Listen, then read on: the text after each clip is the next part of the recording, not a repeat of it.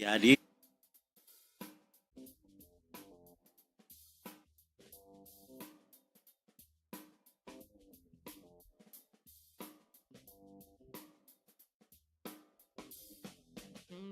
durch das Programm von heute dann begleiten. Und als nächstes werden wir dann eine kurze Redebegrüßung von unserem Institutsleiter hören. Sebagai acara pertama, kita akan mendengar sambutan dari pimpinan Goethe-Institut Indonesia, Bapak Stefan Dreyer.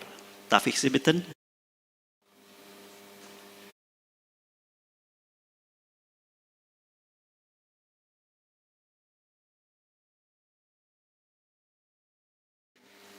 Sehr geehrte Frau Botschafterin, ladies and gentlemen and dear colleagues, selamat siang and dan selamat datang di Goethe House.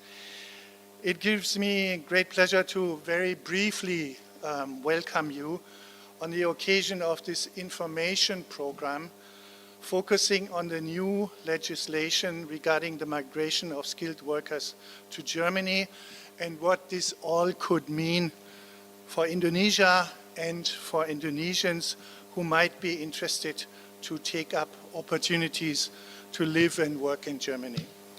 I'm very happy that so many German institutions active in Indonesia accepted the invitation to present their activities. So thank you very much to DAAD, the German Academic Exchange Service, ECONIT, to GIZ, to Studienkolleg, to TÜV Nord, to Make It in Germany, which is another agency, and of course especially to the German Embassy for their overall coordinating role.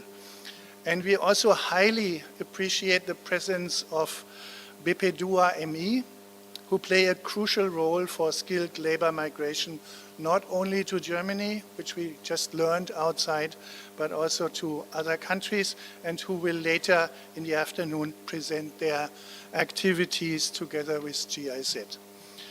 Allow me a few words on behalf of the Goethe-Institut, which is involved in many programs and activities in preparation of skilled workers and students who intend to go to Germany, and especially worthwhile mentioning in what we do are, of course, our language training activities within the Triple Win program administered by GIZ, catering to a very large number of nurses who are preparing to take up work in German hospitals or other care facilities. And equally important for us is the MOU with the Ministry of Health of Indonesia, which asked the Goethe-Institut to implement German as a foreign language in the curriculum of their 38 nursing schools, the Poltekkes, in the whole Indonesian archipelago. And worthwhile mentioning also is the intercultural, not the language, but the intercultural preparation program, AMIF, which also has a stall outside and which directly caters to those who will start their journey to Germany very soon. Now, since language training is one of the key areas of our activities, we are deeply convinced that a good and sufficient language training combined with cultural knowledge of the German society, the way Germans live, their way of life, and also to be aware of intercultural differences are key factors for a successful working migration to our country and are necessary as a first step for all those young talents who might consider to give it a try or to even make it in Germany, as the agency is called, and who will present in the afternoon. So finally, I invite you to get a glimpse and a taste of German language and culture in the programs my colleagues have prepared outside in the library and in classrooms. And of course, you are all invited to join our language classes in the Institute if you want to continue and plan to come to Germany. Thank you again to everybody here in the room for taking interest. Thanks to my colleagues in the Goethe-Institut for preparing outside and inside. Thanks to all participating institutions. And now I'm very much looking forward to the greeting words of Her Excellency Ina Lepel, the Ambassador to Germany. And without further ado, it's my pleasure to invite you on stage. Thank you very much, and terima kasih. Kami persilahkan Ibu Duta Besar Republik Federal Jerman untuk Indonesia, Ibu Ina Lepel, untuk naik ke atas panggung. Halo.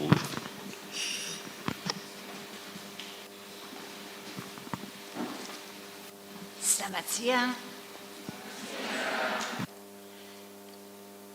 Sehr geehrter Herr Dr. Dreyer, die Dr. Dia, Director BP2MI, representatives from DAAD, representatives of Institut der Deutschen Wirtschaft, Make It in Germany, who will join us online, representatives of Studienkolleg, GIZ and Econit, alumni, guests and visitors. Many thanks first of all to Goethe-Institut for organizing this event. This is the first time, at least that I know, that the key stakeholders concerned with students and skilled labor mobility come together in one place. We hope many visitors will find information on how to work or study in Germany. Germany is happy to have you. There is a long history of students and migrant workers from Indonesia in Germany. The German-Indonesia Society was already founded in 1950 in Cologne, mainly to take care of the diaspora. In the 1970s and 80s, hundreds of Indonesian nurses came to Germany.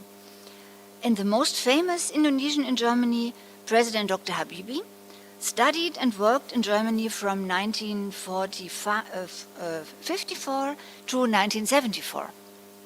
Both are traditions we want to continue to nurture. Times have changed since those days, but our relations stay strong as ever. Germany can offer quality education and profound technical knowledge that Indonesian alumni bring back to their country. We can also offer good jobs to support Indonesian families and create expertise to build a career on, be it in Germany, in Indonesia, or anywhere in the world. That is why we have such a strong cooperation with Indonesian institutions, be it BP2MI, Indonesian universities, or civil society. As far as we know, about 20,000 Indonesians live in Germany right now. About 6,000 Indonesians are enrolled in German universities as we speak. About 160,000 Indonesians are learning German here in Indonesia. All this is something we want to build on. With programs such as GIZ Triple Win for nurses, the DEHOGA program for hospitality, or future projects planned by Econit in technical professions, we hope to tap into that potential and make it easier for professionals and trainees to go to Germany. Similar programs in Vietnam and the Philippines have shown that this can work successfully. I am confident that the newly revised law that was mentioned by Dr. Dreyer on skilled employees migration from non-EU countries will make the visa and the work permit process easier in a number of cases, and that this will also contribute to our shared goal. For potential students, DAAD and the Studienkolleg stand ready to support your way to a German university. And of course, as Dr. Dreyer already mentioned, Goethe-Institut is your key resource for German language learning. So for today, I wish all of our visitors that you may find the information you need, that you get inspired for your personal journey, and of course that you also have some fun exploring the many possibilities. Once again, my sincere thanks to Goethe-Institut for organizing this event and a successful information day for everyone. Thank you. Vielen Dank. Frau Ina Lippel. Terima kasih banyak Ibu Ina Lippel. So, sebelum kita lanjut ke poin berikutnya, acara berikutnya, mungkin sedikit lagi kami ingatkan bahwa di luar sana juga ada aktivitas, ya, ada kegiatan, banyak jajanan juga di luar sana. Di ruang-ruang kelas itu juga ada kegiatan dan di perpustakaan ada kegiatan. Salah satunya adalah Schnupperkurs. Schnupperkurs itu bagi yang belum pernah kursus bahasa Jerman mungkin di Goethe-Institut, bisa lihat bagaimana suasana ngajar-mengajar di kelas-kelas kami di sini, ya, Schnupperkurs. Silahkan kalau ada yang ingin penasaran mencoba bisa daftar di kelas langsung. So, als nächstes werden wir dann eine Präsentation seitens des DADs hören. Berikutnya kami akan dengar presentasi dari DAD. Bagi yang mungkin belum tahu apa itu DAD, adalah Deutsche Akademischer Austauschdienst, dan itu adalah kurang lebih bahasa Indonesia, ya, Dinas Pertukaran Akademis Jerman. Dan presentasi ini dibawakan oleh Dwi Novaldi Purbowo. Mas Dwi? Oke. Ya, silakan. So, ich darf Sie bitten, Mas Dwi. Applaus vielleicht für DAD Indonesia. Itu langsung atau mau sini? Terserah. Oke. Bisa.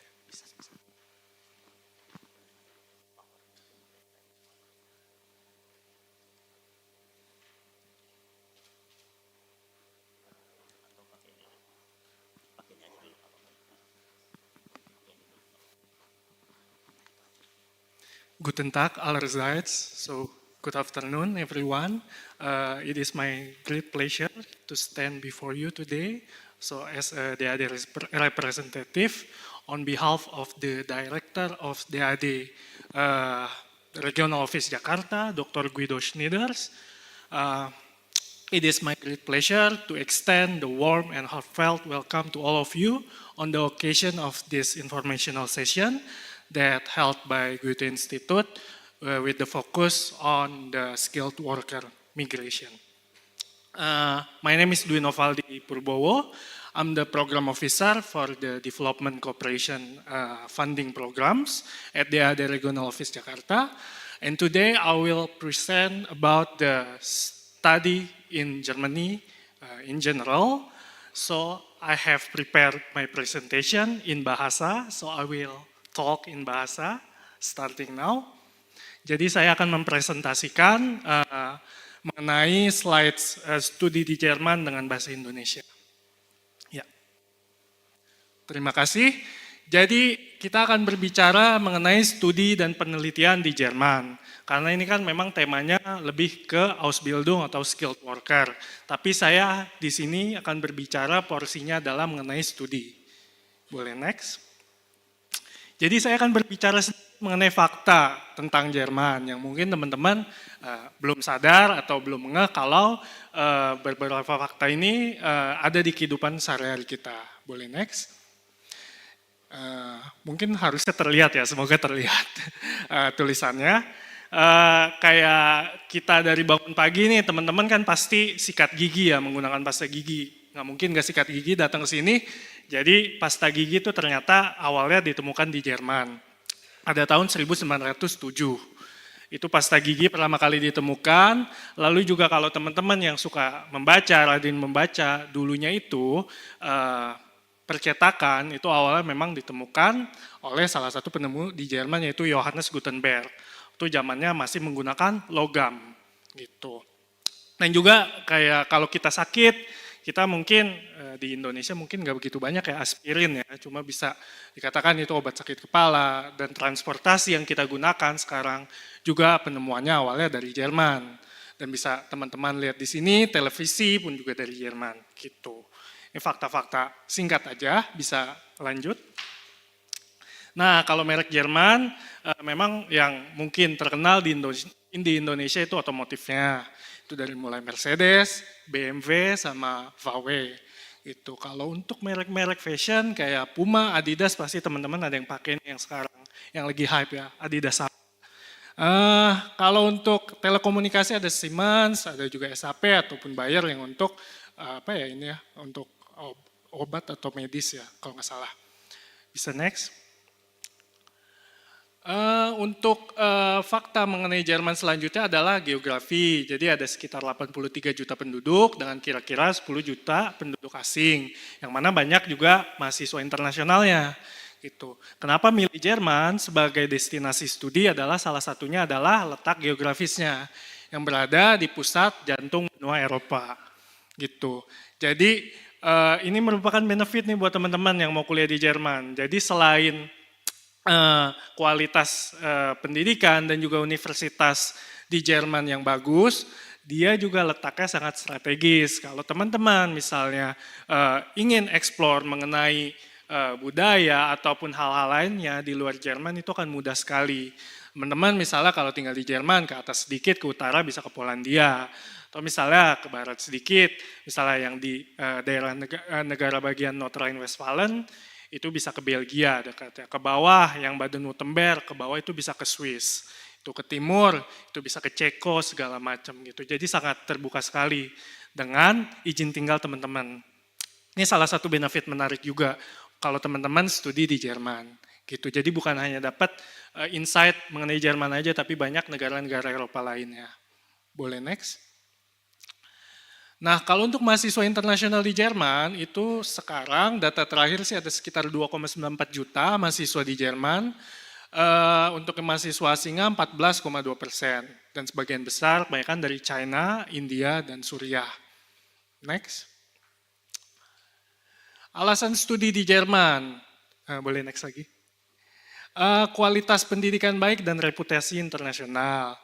Nah, kalau program studi di Jerman, apalagi yang start S2, itu banyak program yang conducted in English. Jadi tadi banyak teman-teman juga yang datang ke booth, nanya mau S2 ke Jerman, butuh kemampuan bahasa Jerman nggak? Tergantung. Ada beberapa program yang international program, untuk admission requirement-nya adalah sertifikat bahasa Inggris. Memang bahasa Jerman butuh, tapi itu enggak jadi persyaratan mutlak kalau programnya taught in English gitu. Jadi teman-teman nggak perlu khawatir yang mau lanjut, misalnya udah ngambil bachelor di Indonesia dan mau ngambil master di Jerman, itu banyak program berbahasa Inggris. Dan juga studi berorientasi praktik.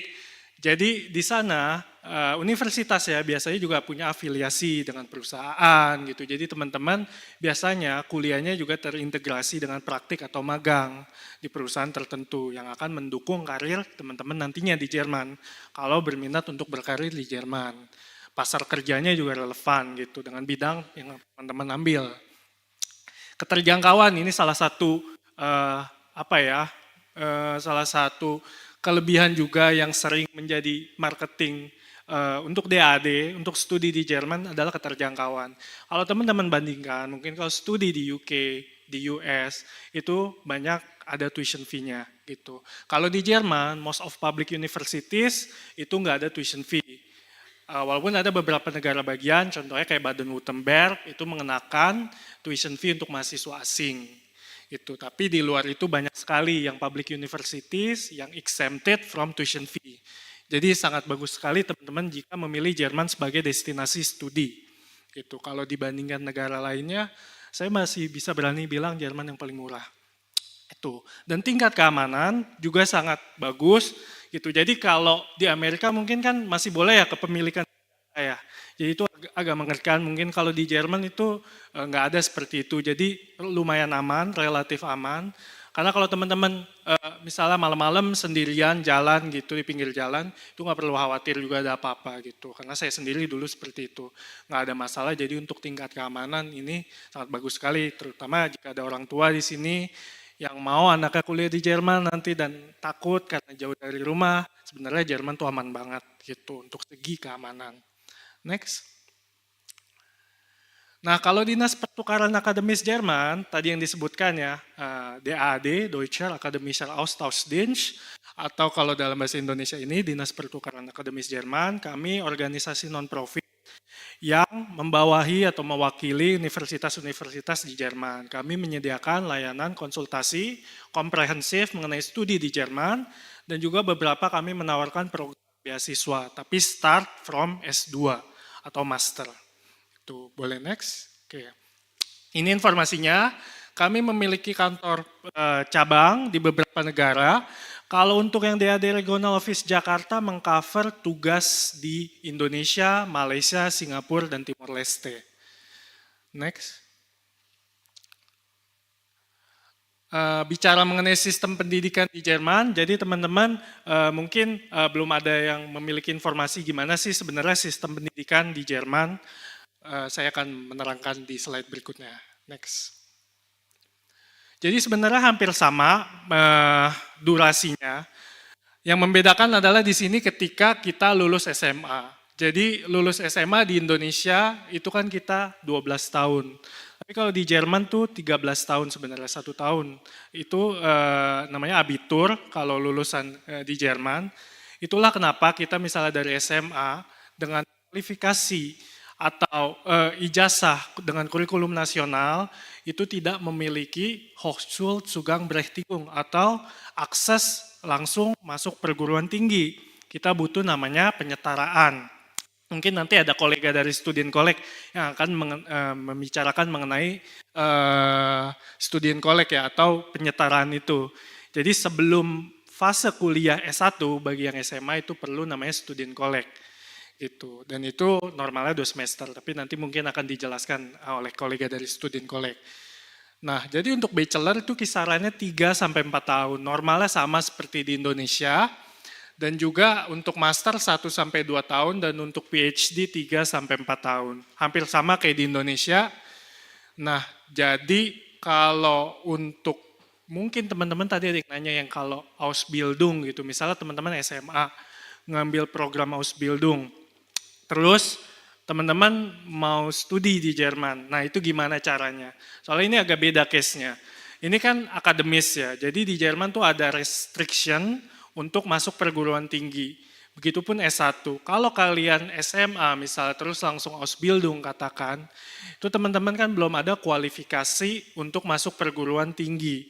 Gitu. Makanya itu harus, itu sebenarnya di luar bidang kami. Gitu. Kalau mau nanti studi, itu kalau misalnya yang Ausbildung ada namanya ujian Fachhochschulreife, tapi itu aksesnya juga ke hanya universitas terdepan. Nggak berlaku ke semua universitas. Jadi saran saya kalau mau nanti setelah Ausbildung kuliah harus riset dan juga tanya langsung ke program studi terkait bagaimana admissionnya, karena teman-teman ini beda menempuh jalurnya, gitu bukan jalur akademis. Kalau untuk mau masuk akademis harus memenuhi persyaratan akademis juga. Gitu. Jadi tapi kalau yang misalnya sudah S1 di sini terus Ausbildung, nah itu S2 bisa langsung karena kan punya ijazah S1 di sini. Ijazah S1 itu dihitung sebagai akademis juga, jalur akademis gitu. Boleh lanjut? Nah, ini institusi pendidikan tinggi di Jerman umumnya ada beberapa klasifikasinya. Yang pertama universitas secara umum dan juga ada Fachhochschule atau universitas terapan. Bedanya apa? Sebenarnya nggak beda jauh, cuma kalau universitas terapan itu lebih menekankan kepada praktik dan juga programnya terintegrasi dengan program yang lebih praktikal dibandingkan universitas gitu.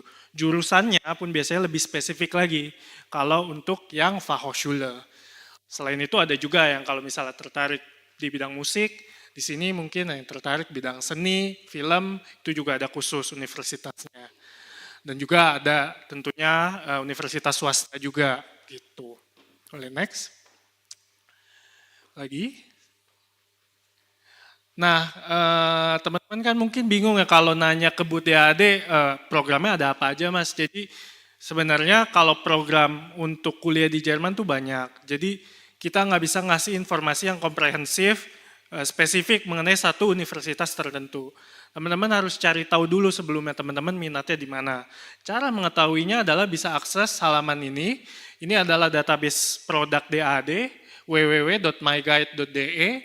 Di sini teman-teman bisa masukin informasi yang sesuai dengan minat teman-teman. Misalnya tertarik di bidang engineering, bidang economics, itu bisa langsung masukin ke filter. Nanti akan muncul pilihan universitas beserta program studinya.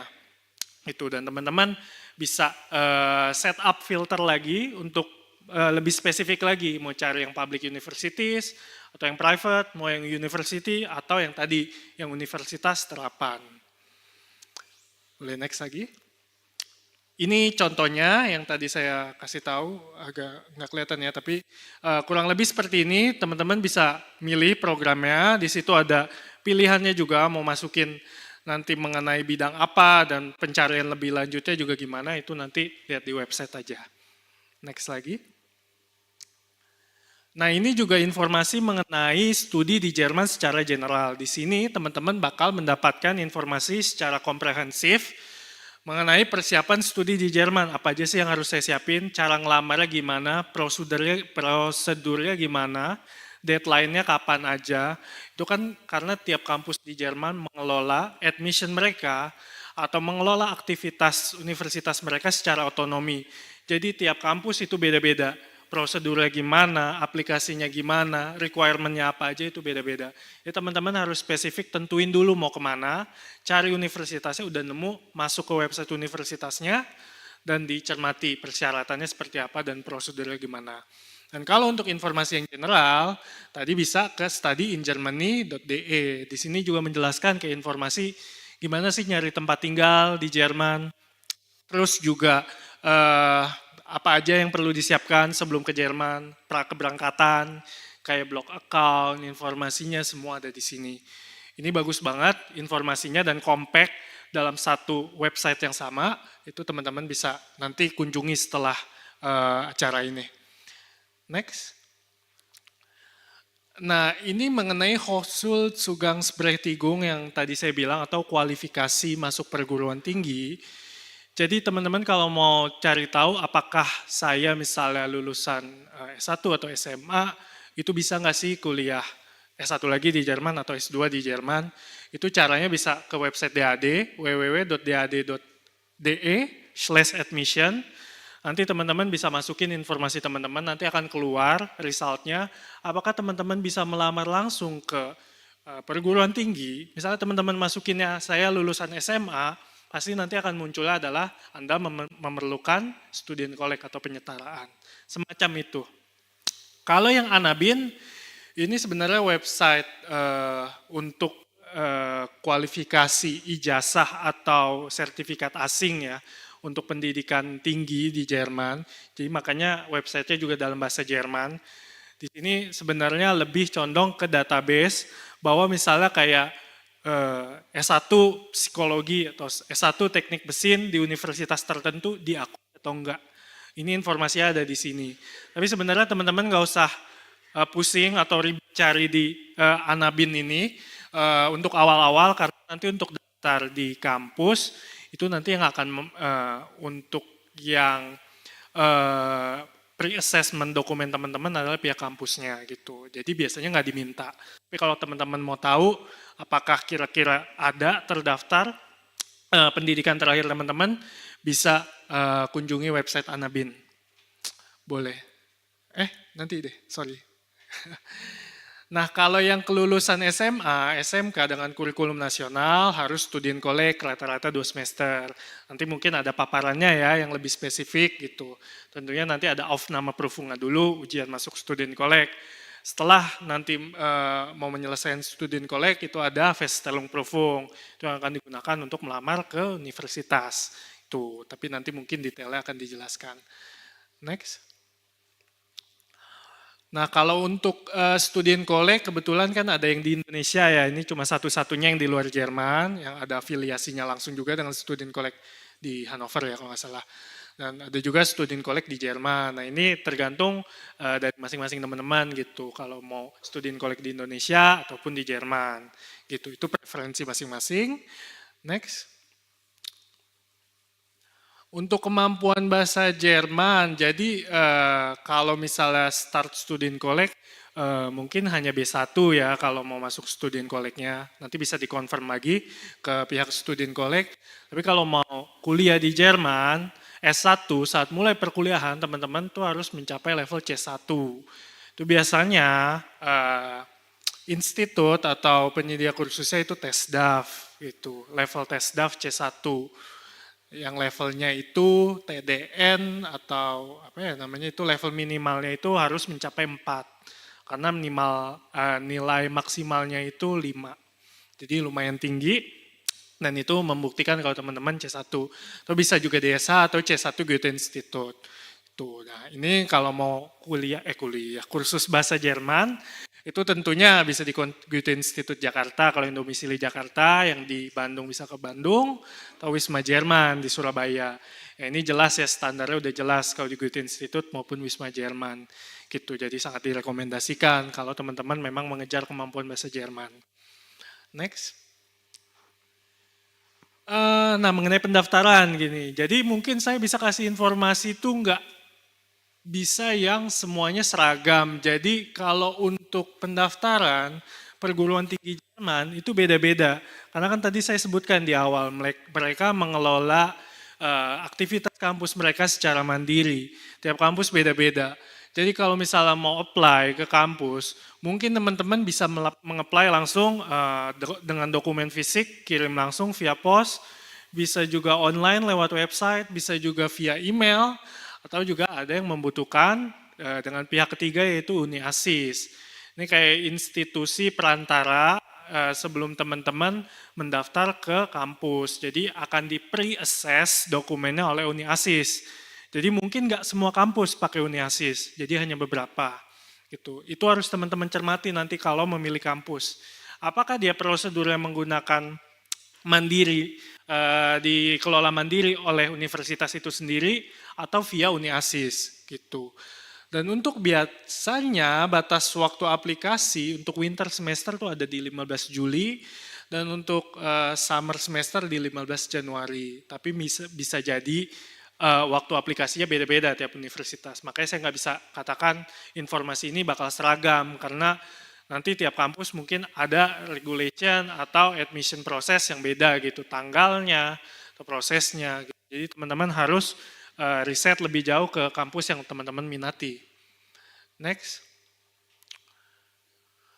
Nah, untuk keuangan, saya sampaikan tadi di awal, most of public universities di Jerman tidak memungut tuition fee.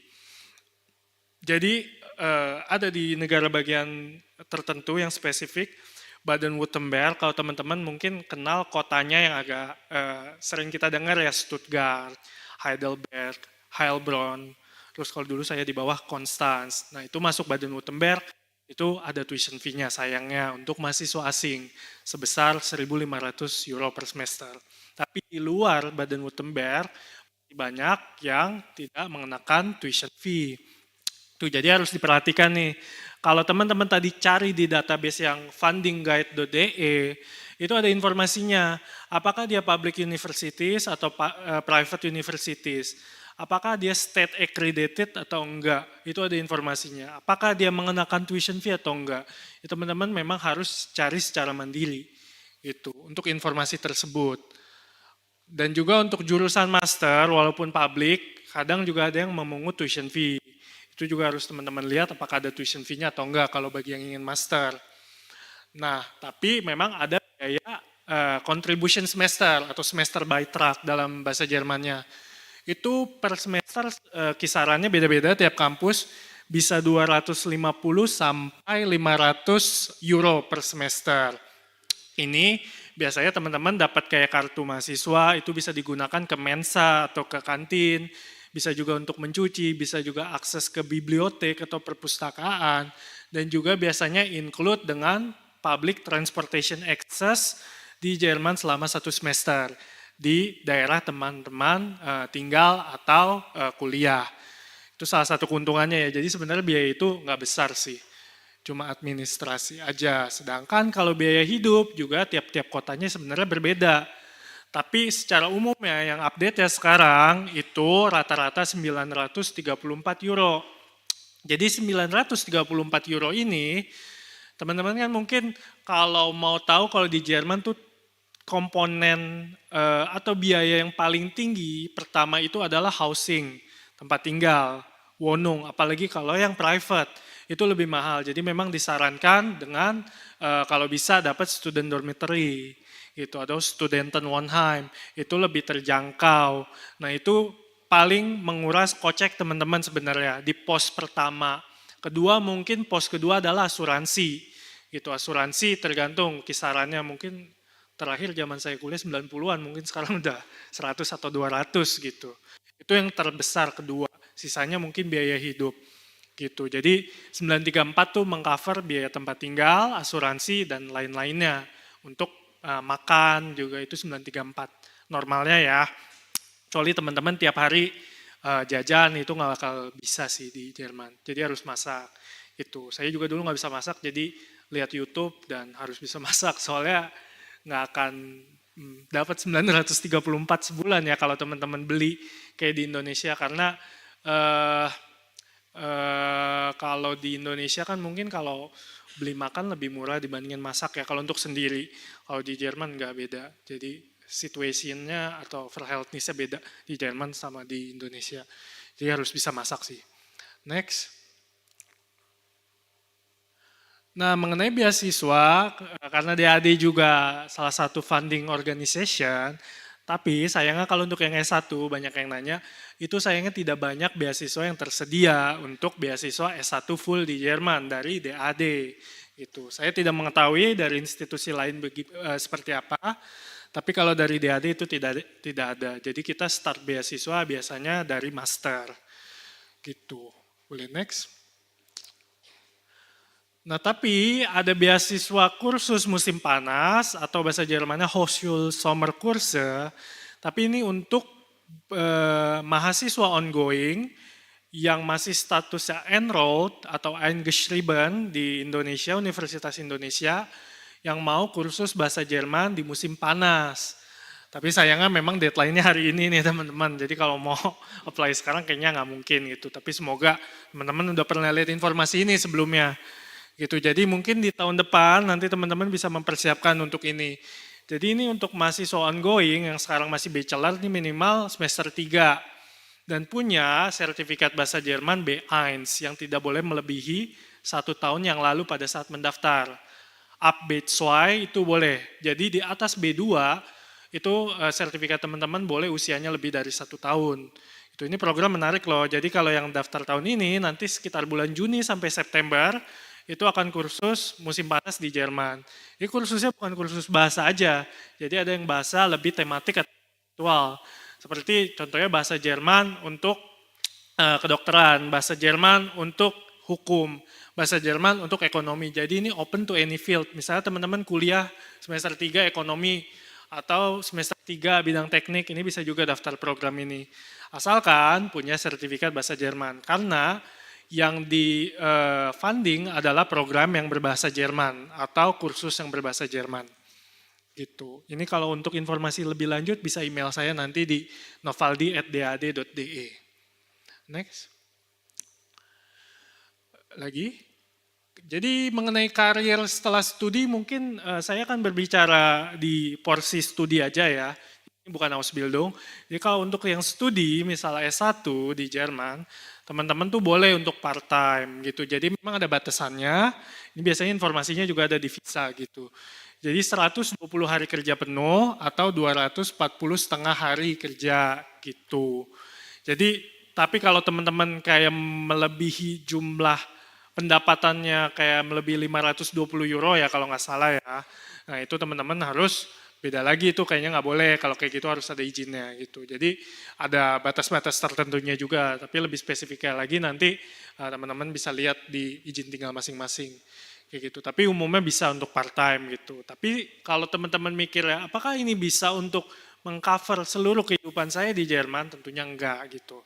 Karena kan fokusnya studi bukan kerja gitu. Visa teman-teman juga visa studi bukan visa kerja, jadi masih terbatas kalau untuk bekerja.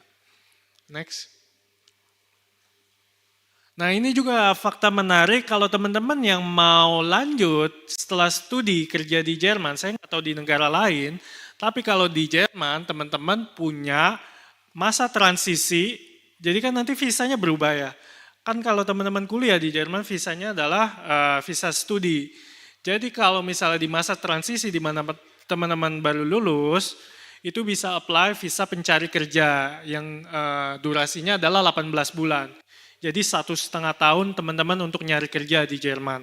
Itu banyak banget waktunya. Jadi biasanya sih sebelum lulus harusnya udah nyari-nyari kerja gitu ya. Jadi pas switch ke masa transisi teman-teman nggak butuh banyak waktu untuk nanti langsung ganti ke visa kerja. Jadi sangat memudahkan sekali kalau teman-teman nggak mau langsung balik. Itu intinya. Kalau untuk karir setelah studi. Next. Ya, sepertinya saya sudah hampir di akhir presentasi saya. Semoga saya nggak kepanjangan ngomongnya atau kedikitan. Jadi ini untuk tautan link yang penting teman-teman ketahui. Jadi mungkin juga nanti bisa di-share ya, kalau ada versi PDF-nya juga saya. Untuk daftar program studi dan perguruan tinggi di Jerman, teman-teman bisa akses database kami di www.myguide.de. Ini lengkap banget, jadi yang masuk database ini kita udah di-filter dulu. Jadi ada kualifikasinya gitu, jadi memang kita nggak sembarangan masukin universitas atau program studi. Jadi semua yang masuk sini kredibel gitu, walaupun dia private, dia pasti state recognized gitu. Yang penting itu sih, kalau teman-teman misalnya private university, penting itu kalau private university tersebut state accredited atau state recognized. Karena nanti untuk kerja di Jerman itu salah satu faktor yang dinilai juga. Untuk studi di Jerman atau peluang studi secara general bisa yang akses tadi www.study-in-germany.de. Kalau pangkalan data beasiswa untuk beasiswa S2, S3 itu bisa kunjungi www.funding-guide.de. Kalau program studi internasional bisa akses juga di website tersebut www.dad.de/international/programs. Next lagi apa ya? Oh ya, udah. Berarti ini adalah sesi presentasi yang bisa saya sampaikan. Semoga informasinya bermanfaat. Mungkin nggak ada Q&A ya? Nggak ada, betul. Jadi nanti langsung ke booth DAD aja. Terima kasih semuanya. Semoga sukses dan selamat. Terima kasih Mas Dwi. Ya, betul seperti yang Mas Dwi katakan tidak ada sesi tanya jawab ya, karena nanti di luar saja katanya ya. Wir machen leider keine Frage-Antwort-Session. Das können die Interessenten dann später draußen hier im Saal machen, draußen machen ja. So, und das nächste Programm beginnt um 14:10 Uhr. Das heißt, wir hätten noch Zeit. Wir machen jetzt eine kurze Pause. Kita berhenti dulu sampai di sini. Acara berikutnya jam 14 lebih 10 menit. Jadi Anda bisa keluar sebentar mungkin menghirup udara segar atau ngelihat sekeliling. Lalu sebelum 14:10 mungkin bisa masuk lagi ke sini. Oke? Wir sehen uns dann später wieder. Danke.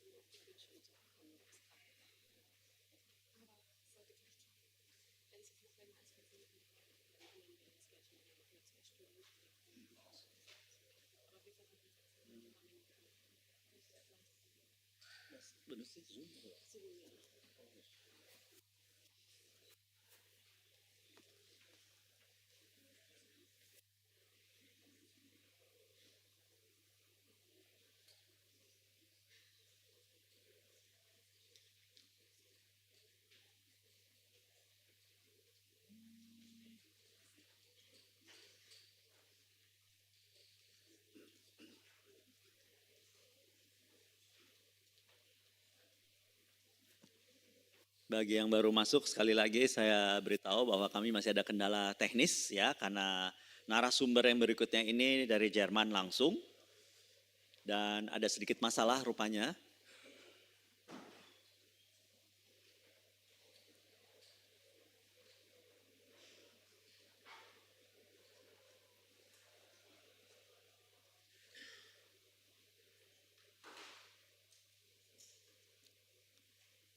Mungkin yang di pinggir-pinggir bisa geser sedikit mungkin, jadi yang baru datang bisa gampang masuk ya.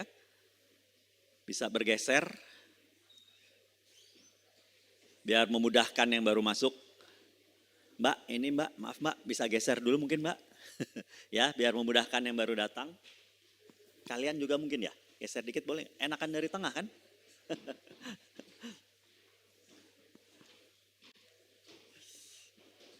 Terima kasih atas kerjasamanya.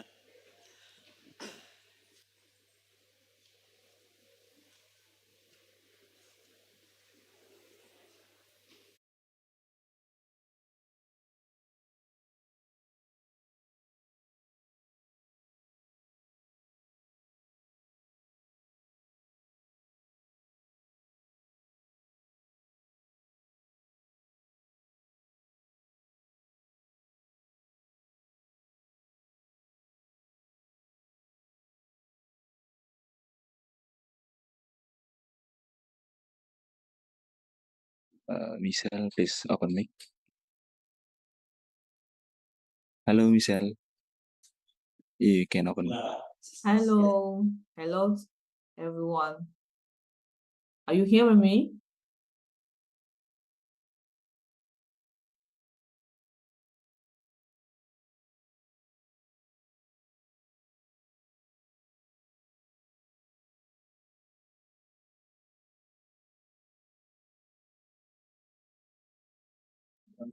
Michelle, you can hear me? Warten, wie gesagt, wie Yes, I geplant. can hear you. Das Are nächste you hearing Programm me? ist eine Präsentation von Make It in Germany zum neuen Fachkräfteeinwanderungsgesetz. Ya, jadi topik berikutnya ini sebenarnya dari Make It in Germany. Narasumbernya beliau ini adalah Michaele Ninchu. Beliau adalah researcher Themencluster Bildung, Innovation, Migration dari Institut der Deutschen Wirtschaft in Köln. Jadi Institut Ekonomi Jerman yang berkedudukan di Köln. Hallo Frau Michaela Ninchu, können Sie mich hören? Ja, ich kann Sie hören. Ich schön. sehe aber nur mein eigenes Bild. Okay, Hauptsache Sie können mich hören, ja? Beziehungsweise Sie können Okay. uns hören, ja? Ja, ich Ja. kann Sie hören. Ich hoffe, Sie sehen mich auch. Ja, und ja. Sie hören Sie mich auch sehr gut. Ja, Okay. wir können Sie ganz deutlich sehen und auch ganz deutlich hören jetzt. Endlich. Okay, super. Okay. So, dann, ich habe gerade schon angekündigt, dann können wir jetzt losgehen. Ja? Gut. Bitte schön. Dann würde ich meine Präsentation mit Ihnen teilen. Ne? Ich hoffe, das klappt. Okay. Ja. Wir sehen schon die erste Seite, genau. Perfect. Ja, Okay, ja, jetzt so klappt. Okay. I am switching now to English, right? Okay. Wie gesagt, im Anschluss daran werden wir eine Frage-Antwort-Session haben, ja, Frau Ninchu? Ja. Ja? Ja. Okay, Okay, gut. perfect. Ja, können wir So, machen. akhirnya alhamdulillah sudah teratasi ya. Okay, so should I start now with my presentation? Hello everyone, I hope you my presentation very well. Thank you for having me on this event. I just wanted to show you or to give you a brief overview of the reform of our new Skill Immigration Act. So we have since the 18th of November 2023, We have already introduced new changes in our laws to enable people from third country to come to Germany for working visas. But before starting, I would like to just short present to you what is Make in Germany, the project on which I'm working actually. It is the German government's information portal for prospective skilled workers or skilled migrants. And we inform people abroad about their career opportunities in Germany. And also we try to inform the German companies how to hire people from abroad. So our main tool is a website where all information are available in 4 languages, for example, German, English, Spanish, and French, but we also offer short information in 7 other languages, inclusive Behälter. So at the portal, around 68 million users worldwide, and it's my brief, in this brief introduction, I would just like to encourage you to have a look on this, because everything I'm going to present today also is available on this portal concerning the Skilled Immigration Act and the legal changes at a glance. So let us now start with the Skilled Immigration Act itself. So it's enables people from third countries from a non-EU state to come to Germany to work, and the new labor changes have, let's say, are going to come into force in 3 phases. So the first phase was on 18th of November 2023, and the next phase, the next step will be the 1st March, and the other phase the 1st of June. So just a brief overview here, but because of time, we have a very limited time today. I'm going just to focus on those aspects here that are marked in green. Namely, I will talk about the blue card regulation, what has changed, and also about the entitlement to the residence permit to skilled workers. And from the next chapter, changes from 1st of March, I would like to emphasize here on employment opportunities based on professional experience and the case for IT specialists. And also, I would like to present to you the framework of the so-called Anerkennungspartnerschaft. So try to translate in English into as recognition partners, and also the expanded option of students and trainings and those who want to study and do a vocational training in Germany. And the last part, the last chapter, will concern the introduction of the opportunity card for those who want to come to Germany for job seeking.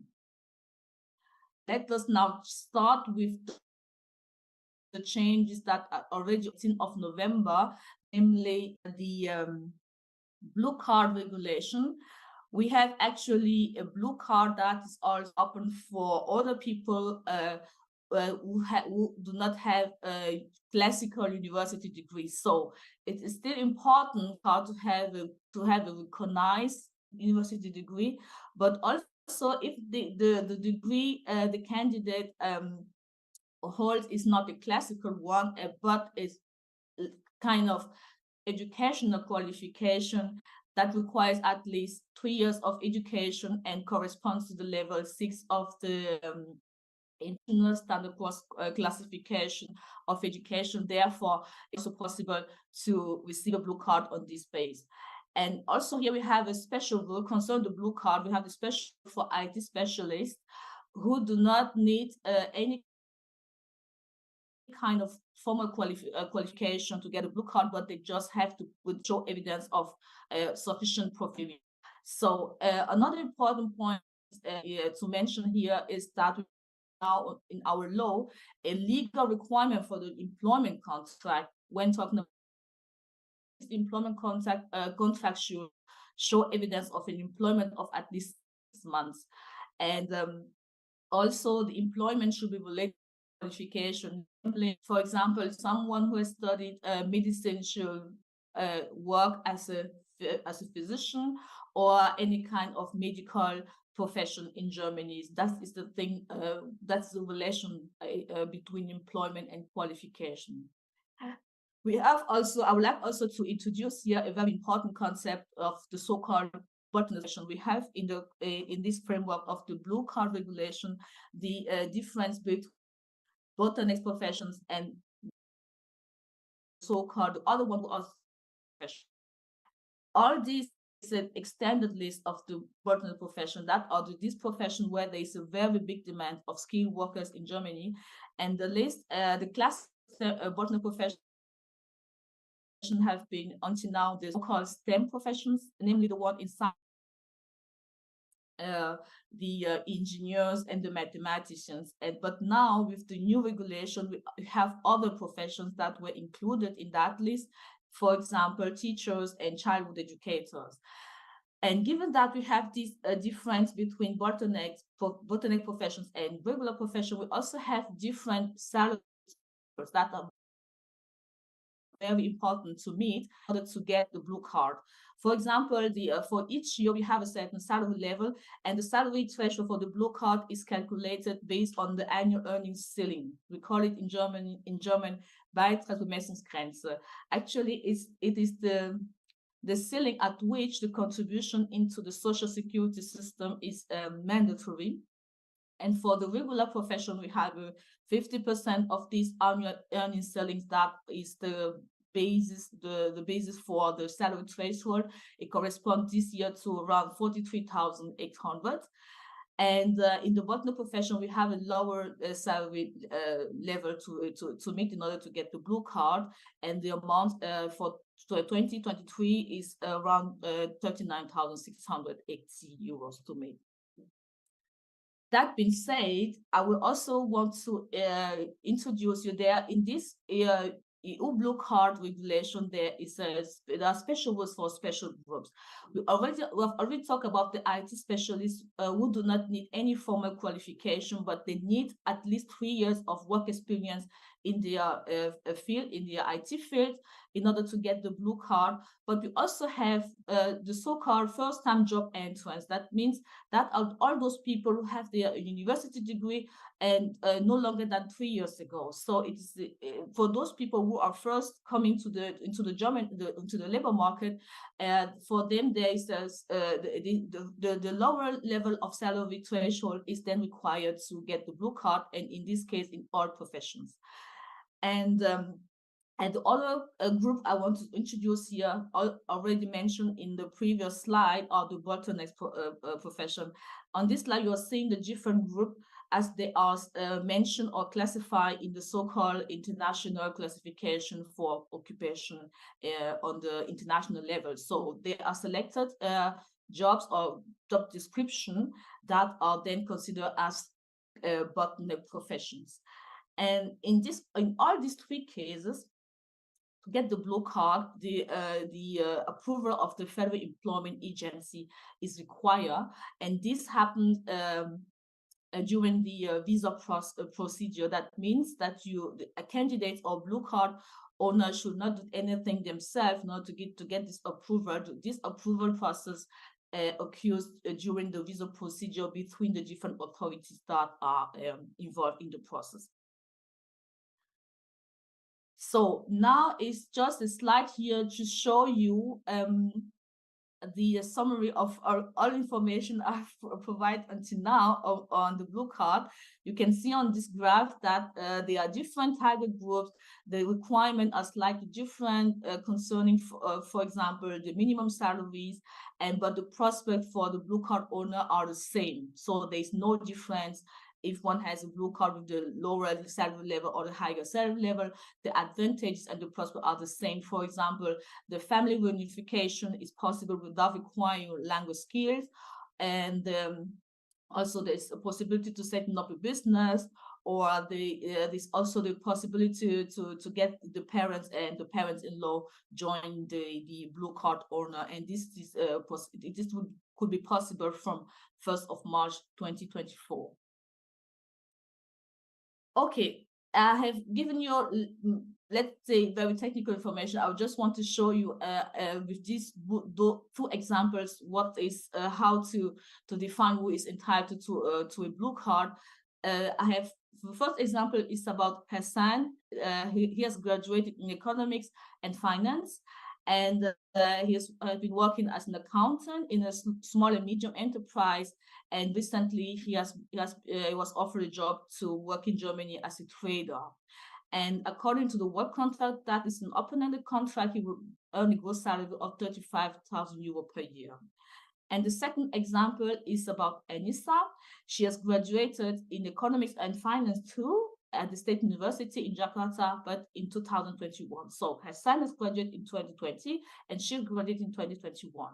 And she now have searched about job offers on the internet and found a job as a financial tax accountant consultant in Germany. And her employers offer her a 2-year work contract that will start immediately after she arrives in Germany. And the gross salary here is around 40,000 euro per year. And the question for the both cases is if they are entitled to the blue card in Germany. Let us look at the case of Hassan. So we have Hassan with a qualification, academic qualification, and we are assuming that this qualification is also recognized in Germany, because in the text we do not have any information on that, but we're assuming that is the case. Hassan also have a concrete qualified employment. A qualified employment is also legally defined in Germany as an employment which require a vocational training or an academic qualification. So the job as a trader or the employment as a trader requires in Germany a vocational training. That is why we can consider this as a qualified employment. So Hassan also fulfilled the condition to have at least 6 months of employment given the work contract. But here we have the case that the salary level for Hassan is not sufficient for the blue card, namely because a trader is a regular profession, it's not a partner profession. Therefore, he should meet the salary level, the highest level, that means the 50% of the Beitragsgrenze. And it was around, we have seen on the previous slide, around 43,000 euros. And now he will only receive 35,000 per year. So it's not sufficient to get the blue card. So we can say that Hassan is not likely to get the blue card. So Anissa, on the other side, she has also an academic qualification that we are assuming is equivalent in Germany. And she also fulfills the requirement that she has at least 6 months of employment. Remember, she was offered a 2-year contract, and she also has a concrete qualified employment. Again here, the employment as tax consultant is also a qualified employment in Germany, legally speaking, and is also described as a regular profession.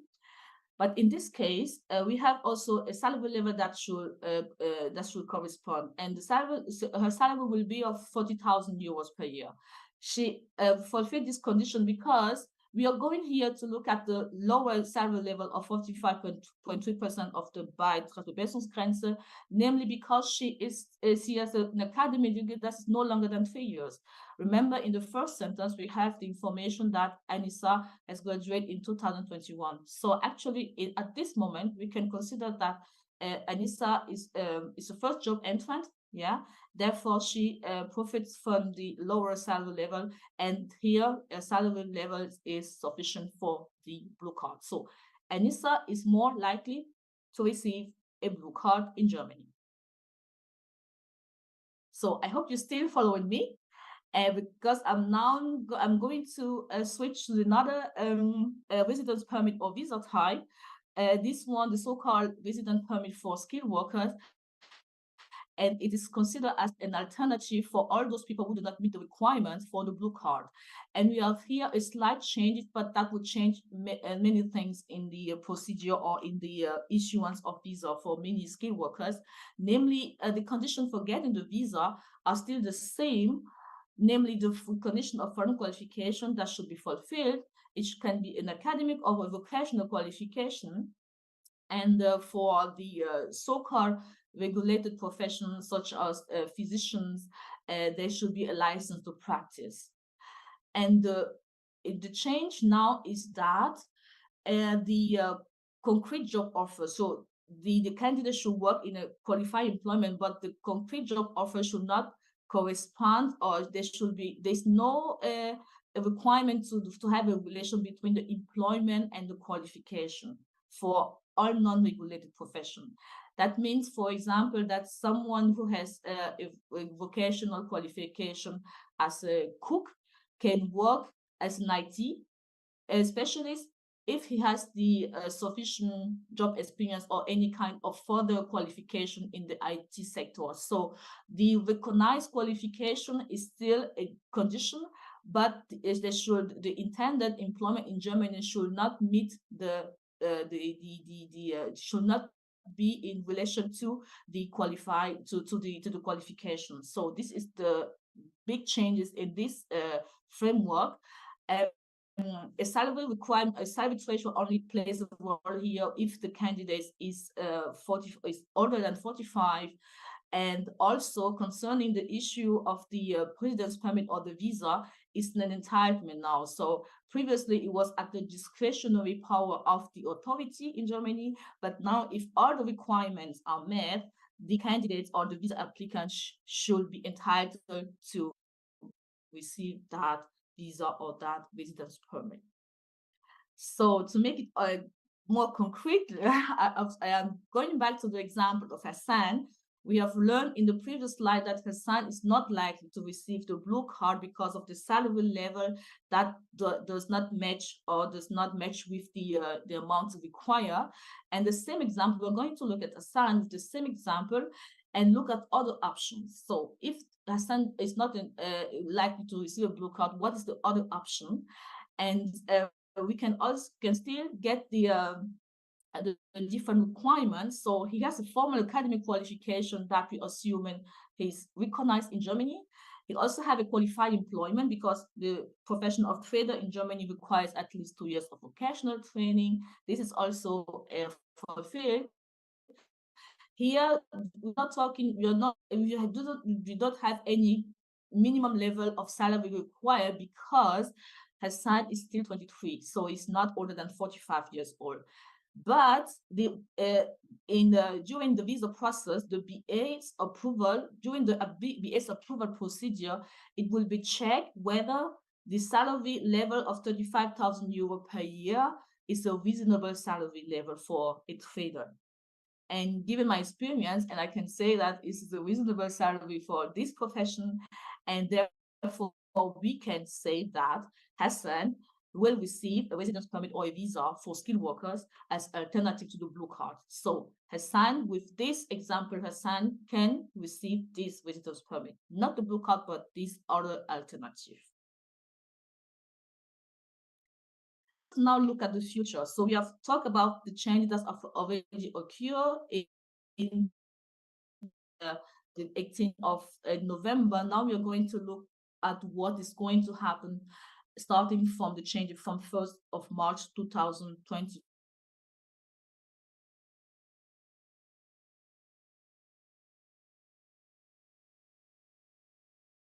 In the German law, we have a provision that makes it possible for IT specialists to come to Germany based on their professional skill or on their professional experience. And this legal provision is going to be extended to all employments in all non-regulated professions in all sectors. That is very important to understand. What does it mean? That those people who are going to come to Germany on this legal provision, under this legal provision, should meet the following requirement. They should have a state-recognized qualification in their home country. It can be a formal university degree or a vocational qualification. And it's also important to mention here that this qualification must not be equivalent to a German degree. That means that recognition of the foreign qualifications not required. And second, there should be also at least 2 years of professional experience in the intended job. This is very important for all those people who want to come under this legal provision. Namely, it is the professional experience that counts here, right? So minimum of 2 years of professional experience in the intended job in Germany, and also the concrete job offer with a certain salary threshold, namely the 45% of the Beitragsbemessungsgrenze. I've put on this slide the amount for 2023 and 2024. There is one exception for the salary threshold when the employer in Germany is bound to a wage agreement, right? And again, here, I would like to mention that too. For the IT specialist, this legal provision is still applied, but they do not need any formal qualification. For when someone want to work in the IT sector as an IT specialist, he should not give evidence of a state recognized qualification in some countries. So only the work experience is going to count here. And the resident permit is then granted for all employment purposes according to the Section 90C of our Skilled Immigration Act. So since we are talking about the specialist, IT specialist, I'm going now also to give you a short example for you to get it well. So we are looking at this IT specialist, namely Me. I call her Me. She comes from Vietnam and has been working as a system administrator for 6 years. So she has 6-year experience, and she has now a German boyfriend that she wants to join in Germany. And at the same time, she would like to work in her profession. And with the help of a boyfriend, she found a job as a system analyst and an IT service provider. And the employer offers her an open-ended employment contract with 6-month probationary period, subject to visa approval. And the gross annual salary will be around 43,000 euro. And the question is, what are the possible residence permit for me under the current legal situation? And we are assuming that today we are already in March 2024, right? So we are looking at the first option, the blue card. And especially here on the special provision for IT specialists. Remember, IT specialists can also be entitled to blue card when they have a minimum 2 years of professional experience in IT, and this requirement is met by Me meets this requirement. There's also a minimum salary for IT specialists in the blue card framework. Here I have put the amount for 2024, namely around 41,042 euros. And she also met the requirement of a minimum of 6 months of employment contract. This is also the case here because she has an open-ended employment contract offered. Therefore, she can have a blue card for a maximum of 4 years. Yes, in Germany, in the German blue card regulation, it is a requirement, namely if the employment contract is open-ended, the blue card will still be issued for a maximum of 4 years. Why? Because after 4 years, the blue card owners can change into a settlement permit, so an unlimited residence permit. And the second option we are going to look at is the option we have talked about based on practical professional experience. Here, the requirements to meet are minimum 2 years of professional experience. Me is also fulfilling this requirement. The minimum salary here, she is also above that level required. And therefore, also the residence permit will be granted for the maximum of 4 years. So we are seeing here that Me has both options. She can receive a blue card and she can receive also the other visa type for other employment purposes. So that being said, I would like here to show you that the different scenarios where IT specialists can get a visa in Germany. So they can come with the residence permit or the visa for based on the vocational academic education. So this is what that one title. And here we also have a salary threshold if the people are older than 45 years old. The second option is the so-called small blue card, small because of the lower salary level. And they can also come with the blue card if they have a university degree, right? Or if they have only 3 years, minimum of 3 years of relevant work experience. And they also can come with the option of other employment purposes based on their practical skills, so their professional skill, if they have at least 2 years of experience and meet the minimum salary that is required for that visa. So IT specialists have different options to come to Germany based on their formal qualification or on their practical skills. So I would like now move to the other employment opportunity that is completely new in our skill immigration act. This is the so-called recognition partnerships. This is a framework that is built on the idea that people from third country should not show evidence of the recognized qualification to come to Germany, but can start the recognition procedure here in Germany. So that means that if a German employer is interested by a candidate from a third country, they can set a recognition partnership where the third country national will take up employment in Germany and at the same time doing the recognition procedure, and the German employer should let's say help this third country national to do the procedure.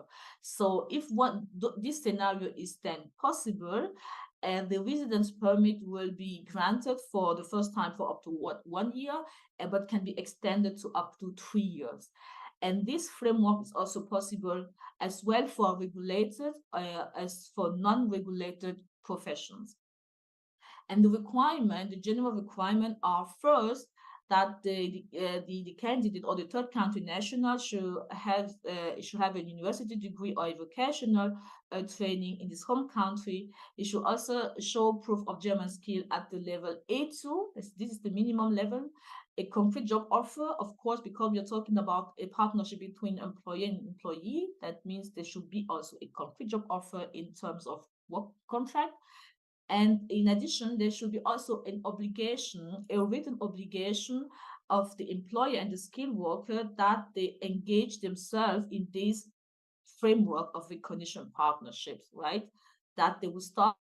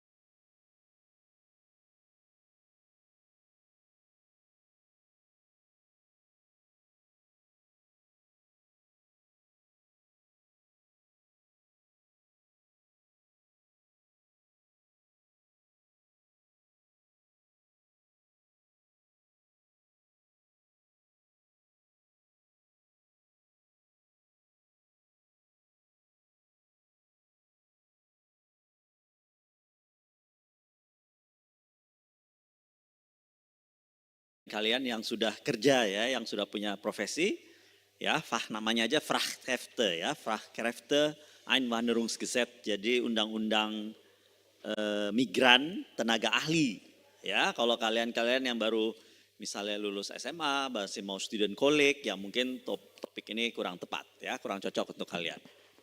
Jadi ini lebih ke mereka yang mau bekerja, yang sudah punya profesi di sini juga, lalu mau pindah bekerja di Jerman.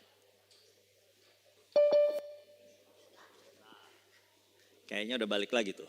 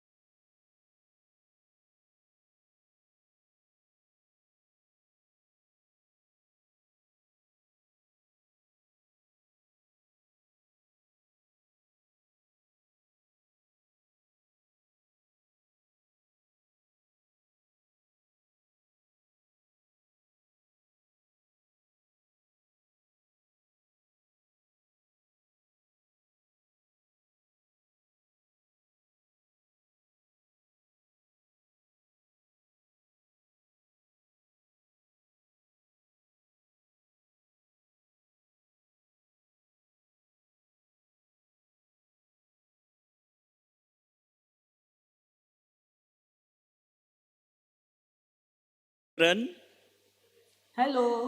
Okay. Yes, I'm back. Sorry, I Okay. think we have a technical problem. Ja, genau. Okay, dann machen Sie weiter jetzt, ja? Okay, ich Jupp. mache weiter. Gut. So where were we? I think we were at slide number. We were here. Yes, this is the right slide. Okay, so I'm just moving forward with our slide on vocational trainees, and I was explaining to you that we have now the people with visa for seeking a vocational training position will have, because we are going to have this new legal legislation from 1st of March 2024, they will have the opportunity to take up a secondary employment. In German we call it Nebenbeschäftigung, for up to 20 hours per week. So this, with the actual visa for seeking a vocational position, is not possible to take up employment at all. And in the second case, with those people who have already a vocational training position and they're completing it with that visa, we will then have during the visa procedure the priority check anymore, because actually the visa to complete the vocational training requires that the VA firstly check, the VA is the Federal Employment Agency, that this institution should check whether they are not other citizens of the EU or in Germany that are likely to take up this vocational training before considering third country nationals. So this priority check system will be removed so that third country national completing vocational training are the same, also given priority as EU citizens. Again, the second employment for a vocational trainee will be extended from 10 hours per week to 20 hours per week. So these are the new things we are going to evolve in the new legislation from March 1st for vocational training. Talking about the students and the prospective students. So again, also here we have two kinds of visa, a visa for applying to university for all those who do not have a concrete university position or a university place, and those who already have a concrete university program they want to complete here and come with a visa for studying. For all those visa, for the ones with the visa for applying to university, we still have this requirement that has not changed, they are still unchanged. there is no age limit for student applicants, but we have also here the new thing that they could take up a secondary employment during the application to university for up to 20 hours per week, and they can also take up a professional employment, because the switching from application for study to a visa for other employment purposes also is possible. That means if someone wants to come to Germany with the purpose of seeking a place to the university, and then based on his practical skill or his former qualification he has acquired in his country of origin, he can then change from this visa to applying to university to the visa for the other employment purposes in Germany if he gets the concrete job offer. So from studying to working, the changes has been made possible or will be made possible with the new law. Another for the one who are studying on the visa for studying, they have also more opportunity to take up secondary employment, and namely it will be possible for them to work more 140 full days or 280 half days, and the half day are legally defined too in the law, actually, as every working day that do not exceed 4 hours. So if one works 2 or 3 hours, it will consider as a half day, and above the 4 hours is considered as a full working day. So alternatively, they can also take up student assistant job for up to 20 hours a week. So for all those people who are studying under a visa for studying, have now, let's say, clear and precise condition under which they can work in Germany during study. So let us now come to the change from 1st of June 2024. In particular, I will introduce to you the opportunity card for job seeking. So now we have a job seeking visa for all those people who have a recognized degree, a vocational or an academic degree, and they can come to Germany for up to 6 months in order to look for a qualified employment. From the 1st of June, this visa will be replaced by the opportunity card for job seeking. And how does it work? The opportunity card can be granted to people who have already a full recognition of their degree. This is the one we call skilled workers according to our legal definition. So all the candidates, all the third country nationals who have already get the proof of the full recognition of their for one qualification, they can get an opportunity card without other conditions. And there is another option to get the blue card, namely the scoring system. And here the candidate or the applicants should reach at least 6 points.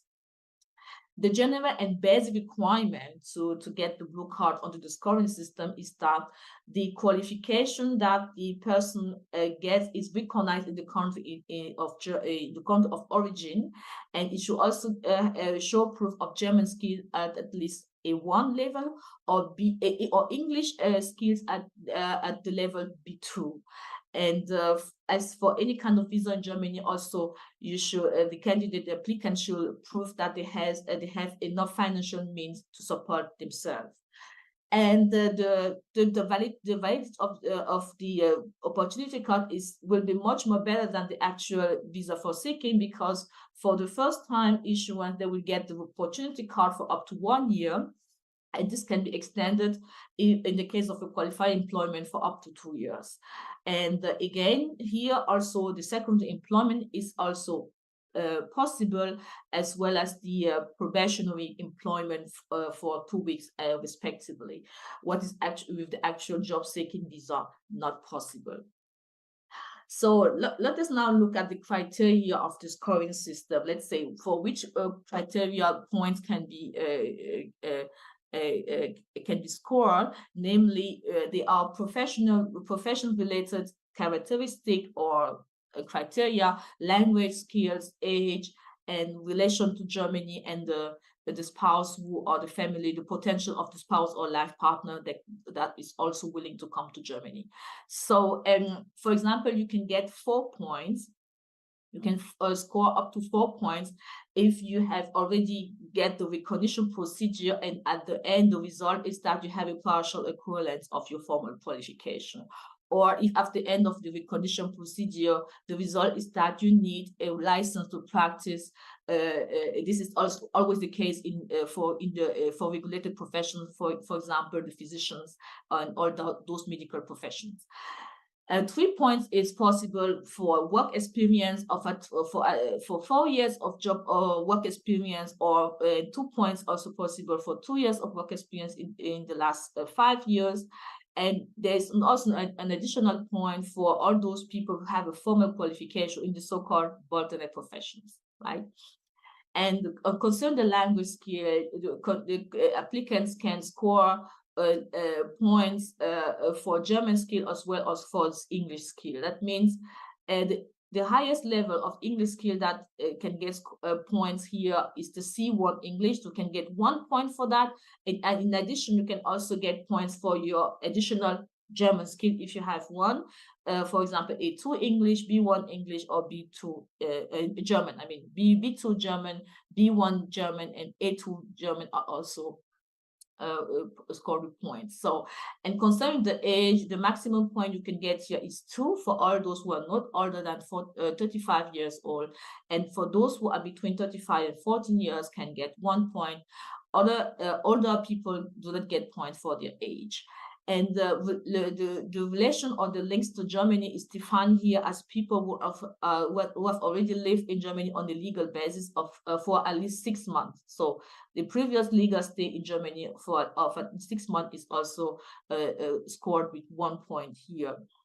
And the potential of the spouse or a life partner is the idea is here, if people or couples want to come together to Germany and they have similar professional profiles, so they can get of each other 1 point for the other partner, so that they can both come together with a opportunity card to seek for a concrete job of qualified employment in Germany.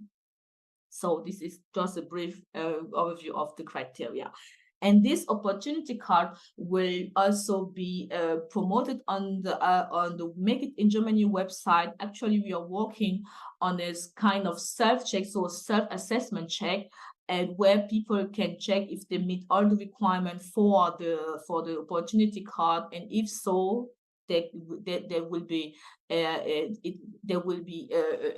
show the way how to apply for an opportunity card, because we are working in close cooperation with the with the Federal Office of Germany, where they are trying to create an online platform to integrate or to welcome all those who want to apply for an opportunity card. And this self-check or this self-assessment check of the opportunity card will be launched around May 2024. I think I've come at the end of the presentation, and I thank you very much for your attention. And yes, I think there are many questions. We'll be glad to answer all of the open questions. Thank you very much.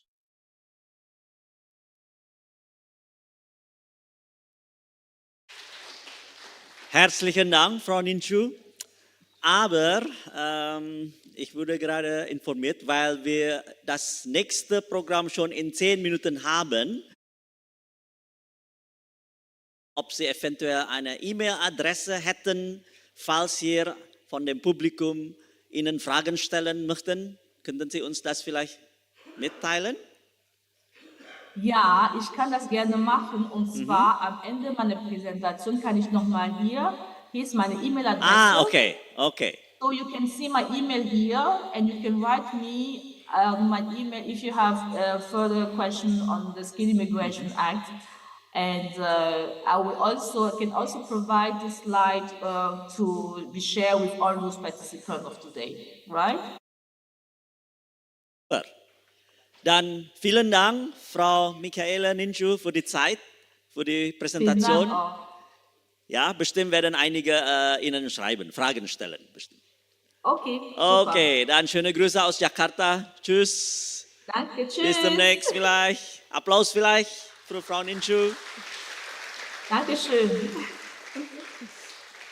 So, mohon maaf sekali berhubung acara berikutnya sudah 10 menit lagi, jadi terpaksa sesi tanya jawabnya ya, seperti barusan sudah saya katakan, mungkin bisa tertulis ya, dan mungkin untuk beliau juga lebih jelas. Tadi alamat emailnya, kalau mungkin tadi kurang jelas, bisa saya tanyakan nanti ke rekan saya Clara ya. So, jetzt machen wir eine kurze Pause, denn eigentlich sollten wir um 15:20 Uhr wieder anfangen ya, Clara ya. Sekitar 8 menit kita break dulu sebentar ya. Circa 8 Minuten machen wir jetzt eine kurze Pause. Und dann ist das nächste Thema auch sehr viel gefragt, nämlich das Studienkolleg wird hier seine Präsentation halten. Ja? Setelah Pause nanti Studienkolleg. So, bis später.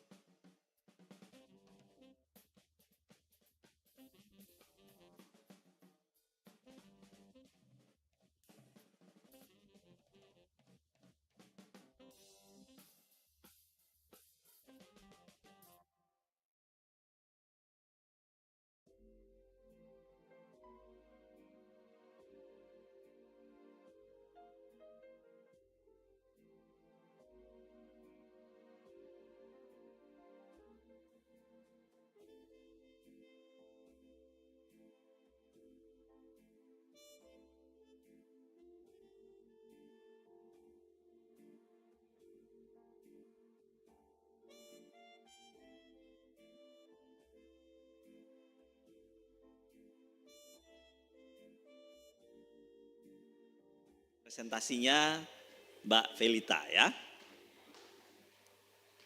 So, tadi ininya itu pakai itu aja langsung ya. Tadi pointernya udah ya. Oh, ini dia. Ya. Oke, dan viel Spaß.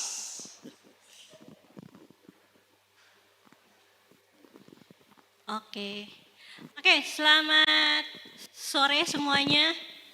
Selamat sore ya.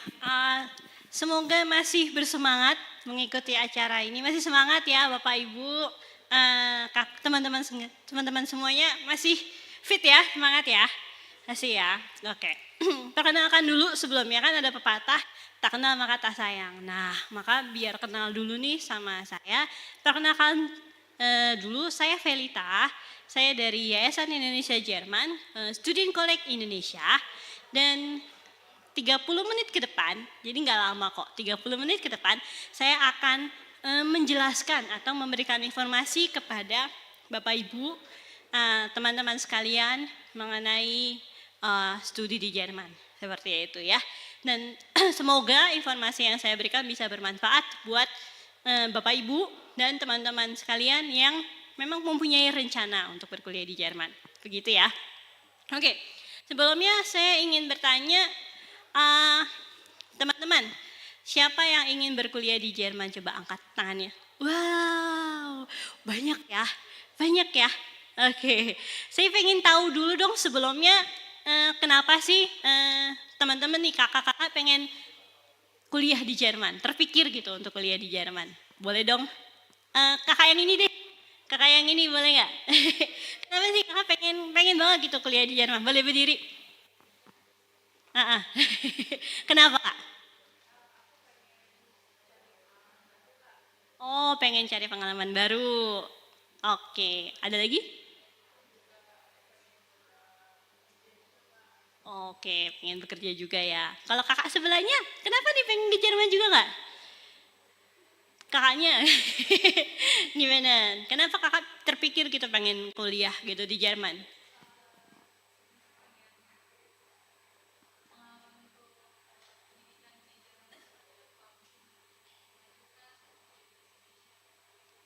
Oh, pengen tahu gitu ya, pendidikan di Jerman itu kayak apa sih gitu ya.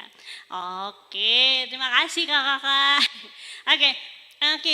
Jadi sebagian besar nih kalau tadi saya lihat ya, pengen berkuliah gitu di Jerman. Pasti pengen tahu ya, apa sih step-stepnya gitu untuk bisa berkuliah gitu di Jerman. Nah, sebagai informasi awal, bagi teman-teman yang ingin berkuliah di Jerman, setelah lulus dari SMA, itu tidak bisa langsung melanjutkan ke S1 di Jerman, di universitas di Jerman, gitu ya. Kenapa? Karena memang ijazah SMA kita itu belum cukup, gitu ya, untuk bisa langsung mendaftar ke S1 atau bachelor di Jerman, gitu ya. Nah, maka perlu adanya penyetaraan. Bapak Ibu, teman-teman semua perlu adanya sekolah penyetaraan. Biar apa? Biar ijazah kita plus dari ijazah dari sekolah penyetaraannya bisa digunakan untuk mendaftar ke S1 di Jerman. Nah, itu yang disebut dengan Studienkolleg. Ada yang pasti udah pernah dengar ya, Studienkolleg? Angkat tangan. Oke, udah pada dengar ya. Jadi belum terlalu banyak nih ya. Jadi Studienkolleg itu apa sih?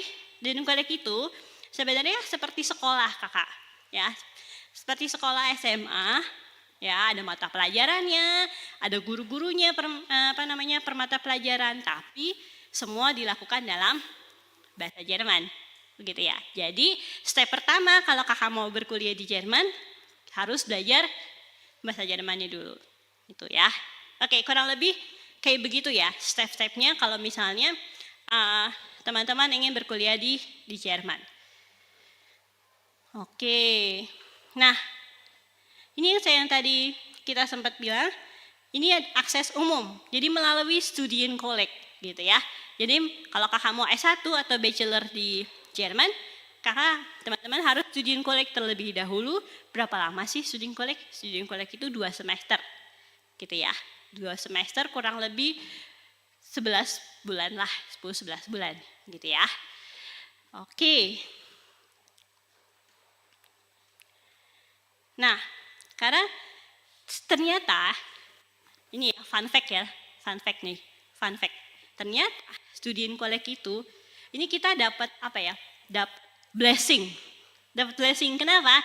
Karena Studienkolleg itu tidak hanya bisa di Jerman, tapi di Indonesia juga ada, gitu ya. Di Indonesia juga ada. Jadi kita ini negara yang dapat blessing banget, dapat berkat karena kita nggak perlu jauh-jauh ke Jerman untuk Studienkolleg. Kita bisa Studienkolleg di Indonesia, gitu ya. Kayak apa sih? Nah, ini dia. Studienkolleg di Indonesia, kita ini mungkin ada yang baru pertama kali dengar gitu ya. Karena tadi ada beberapa yang datang ke stand bilang, oh baru tahu loh ada Studienkolleg di Indonesia. Iya nggak sih? Ada yang baru tahu ya? Ini ada yang ngangguk-ngangguk di depan. Berarti ada yang baru tahu nih kalau Studienkolleg ada di Indonesia. Bahkan kita sebenarnya sudah 20 tahun loh teman-teman. Ya, kita udah 20 tahun, udah 40 angkatan. Ya, udah lama gitu ya. Nah, ini dari 2003. Jadi benar ya udah 20 tahun ya, sekarang kan 2023 ya. Jadi kita di Indonesia itu udah 20 tahun, sudah kurang lebih ya 41 angkatan karena kita 1 tahun ada 2 angkatan gitu ya. Nah, jadi buat teman-teman nih yang mau S1 di Jerman, ini kesempatan emas buat teman-teman buat wah nih beruntung banget nih Studienkollegnya nggak harus di Jerman tapi bisa di Indonesia gitu ya. Oke, kita ada di mana? Kita ada di BSD, ini gedungnya. Ya, kita ada di BSD. Buat teman-teman yang kepo bisa datang ya, bisa datang ke kita. Nah, namanya Grey Building. Oke.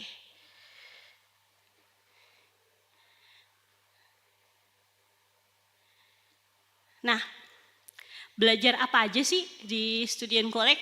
Nah, Studienkolleg itu tadi sebenarnya udah sempat saya singgung, jadi seperti sekolah, kakak ya. Teman-teman semua, Studienkolleg itu seperti sekolah.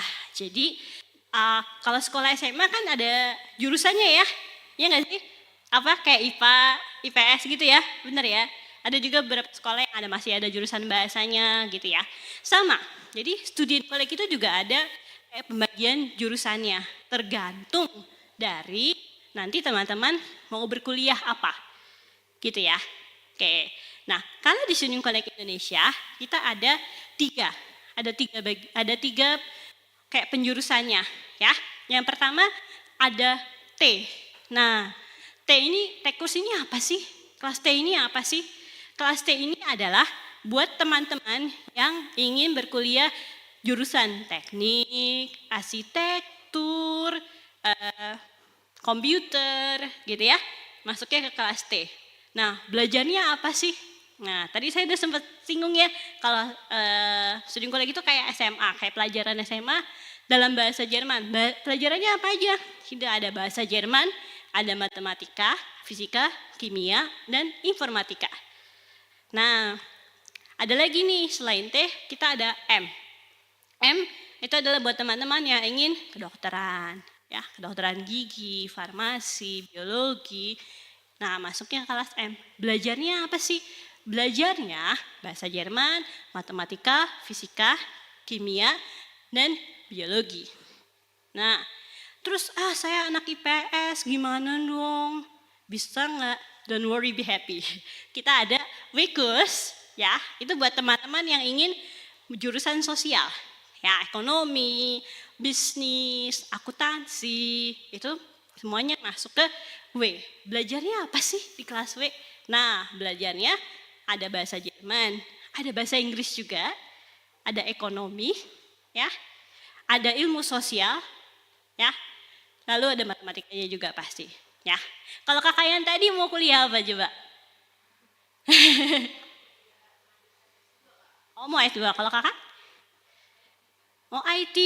Oh, oke. Oke, berarti masuknya ke T-kurs ya. Nah, oke. Nah, setelah 2 semester terus ngapain? Nah, setelah 2 semester akan ada ujian akhir. Ya, akan ada ujian akhir. Jadi kayak selesai SMA pasti ada ujiannya ya kan? Nah, akan ada ujian akhir yang disebut dengan namanya Verstellungsprüfung. gitu ya. Nah, untuk ujian Versailles-Prüfungnya, karena kita berafiliasi sama Hannover, bahkan penguji dari Hannover itu ini langsung ketemu langsung sama anak yang sedang diuji, gitu ya. Kalau dulu mereka datang, gitu ya, ke tempat kita datang langsung uji, karena mungkin sejak pandemi kita video conference, jadi tetap ya pihak Student College Hannover-nya, karena kita berafiliasi, kontrol langsung, menguji langsung, gitu ya. Jadi secara kualitas sama, ya. Oke, nah ini contohnya, ya, ini contoh ijazah. Bahkan dari Student College Indonesia yang mengeluarkan ijazahnya dari Niedersächsische Student College Hannover, ya. Dan ijazah ini teman-teman bisa dipakai untuk apply ke universitas seluruh Jerman, ya. Ada banyak tadi yang nanya gitu ya. Ada banyak, wah ini nilainya 1 semua lah kebetulan. Yang ditampilin yang bagus ya. Nilainya kebetulan 1 semua, ya. Karena banyak yang nanya, katanya Student College Indonesia cuma bisa daftarnya di Hannover. Enggak ya, hoax kalau kata anak zaman now ya.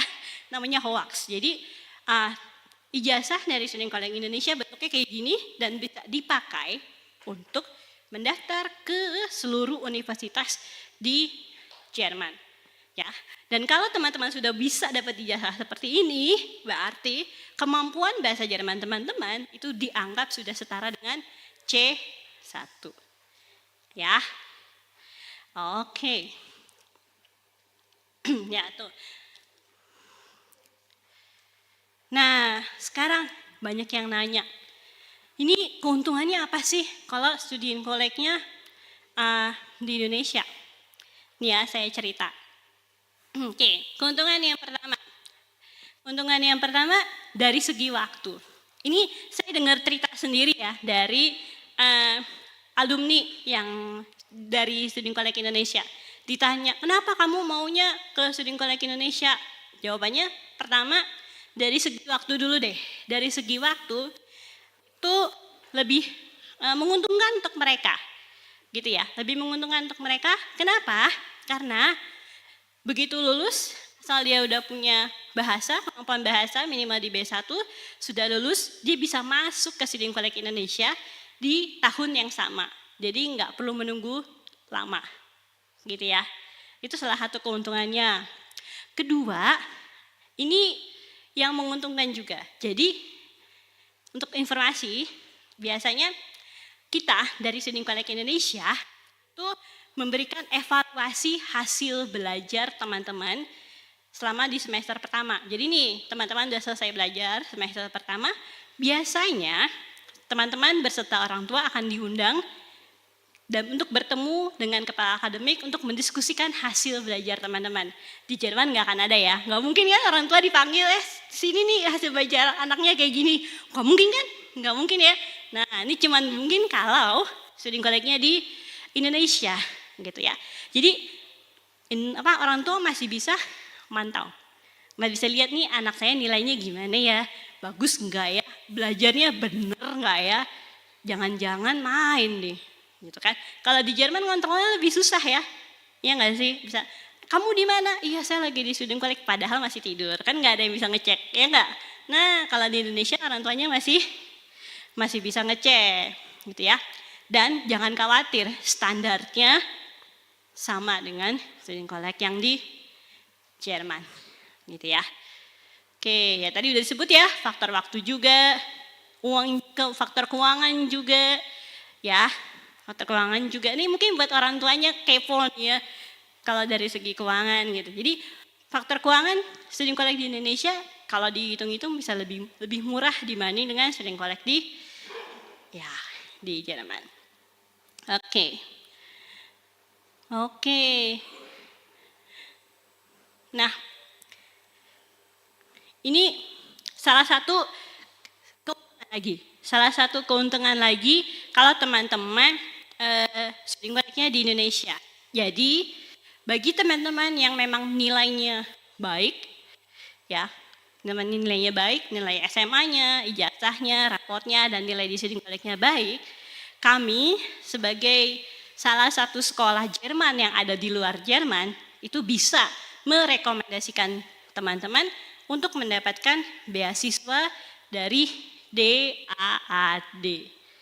Gitu ya, ini salah satunya nih ya, salah satunya.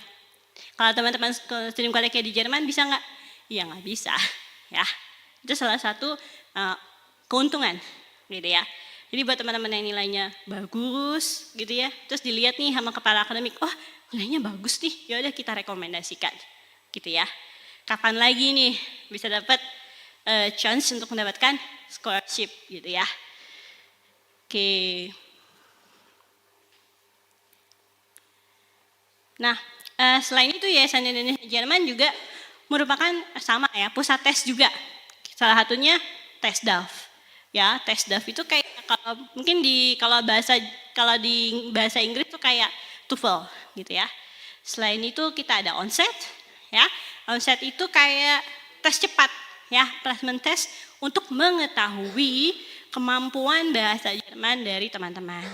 Gitu. Nah, sekarang persyaratannya apa sih? Persyaratannya gampang kok. Karena persyaratannya yang pasti kita butuh rapot. Ya, rapot kelas 12 dari teman-teman, semester ganjil dan semester genapnya. Selain itu kita butuh ijazah, pasti ya. Kita butuh ijazah teman-teman. Selain itu kita butuh kemampuan berbahasa Jerman teman-teman, minimal di B1. Ya. Terus kalau udah punya semua gimana? Daftar secara online. Zaman now semua digital ya. Jadi nggak perlu repot-repot kucek-kucek ke Studi Kolek Indonesia bawa dokumen gitu, nggak perlu, tinggal di upload aja, gitu ya. Gampang ya. Jadi nggak perlu repot-repot kirim, datang gitu ya, nggak, di-upload aja ya. Nah setelah itu nanti ada ujian masuknya ya. Ujian masuknya apa sih? Ujian masuknya matematika dan bahasa Jerman. Tapi saya nggak tahu matematika bahasa Jerman tuh kayak gimana. Susah nggak sih? Jangan khawatir. Kita ada kelas persiapan ujian masuk Studi Kolek. Ya, nanti di kelas itu teman-teman akan dilatih. Ya, teman-teman akan dilatih gimana sih soal-soal ujian masuk bahasa Jerman maupun ujian masuk matematika. Jadi don't worry ya. Nggak bisa matematika, apalagi matematika bahasa Jerman, bisa belajar. Gitu ya. Jadi jangan takut. Oke. Nah, linknya udah dikasih tuh Yayasan Indonesia Jerman.com. Ini tinggal buka link, upload dokumen, selesai. Ya, gampang ya. Oke, nah sekali lagi rapot kelas 12 atau kelas 3 ya. Terus ijazah sekolah dan kemampuan berbahasa Jerman minimal di B1. Nah, ujian masuknya udah sempat ya, tadi udah dibahas, ujian masuk bahasa Jerman dan matematika, gitu ya. Oke. Nah, sekarang saya pengen masuk ke Studi Kolek Indonesia, jadwalnya kapan sih? Nah, kita sedang membuka pendaftaran untuk summer semester 2023-2024 ya, 2024. Nah, pendaftarannya kapan? Pendaftarannya sudah dibuka teman-teman sampai awal Maret 2024. Nanti mulai belajarnya di April sampai dengan Januari 2025. Tapi sih belum selesai SMA, gimana? Ya jangan khawatir, bisa masuk yang di winter semester. Kalau untuk winter semester, pendaftarannya masih dibuka sampai Agustus awal 2024 dan mulai belajarnya di September 2024. Gitu ya. Jadi kita 2 kali teman-teman dalam setahun. Jadi jangan khawatir ketinggalan ya. Oke. Nah, kita punya program yang baru sebenarnya, yaitu jadi kita ada Studi Kolek Indonesia afiliasi Mainz, di mana kita kayak separuh, satu semester di Jakarta dan satu semester di kota Mainz, Jerman gitu. Nah, tapi ini kita tetap persyaratannya 8 ya, 8 orang dan B2 kemampuan bahasa Jermannya. Oke. Nah, buat yang masih pengen tahu tentang Sedang Baik Indonesia, bisa telepon, bisa email, bisa datang. Ya, bisa datang. Kita dengan senang hati menerima kunjungan teman-teman semua untuk cari tahu sebanyak-banyaknya mengenai studi di Jerman. Karena penting buat teman-teman untuk well informed, ya, untuk tahu tentang seluk-beluk studi di Jerman kalau memang teman-teman punya interest buat studi di Jerman. Nah, ini kita baru saja merayakan jubileum, ya, jubileum yang ke-20. Tadi sudah sempat dibahas ya, kita sudah 20 tahun. Sekaligus kita ada graduation atau Abschlussfeier dan kita mengundang ini Duta Besar Jerman untuk Indonesia. Ya.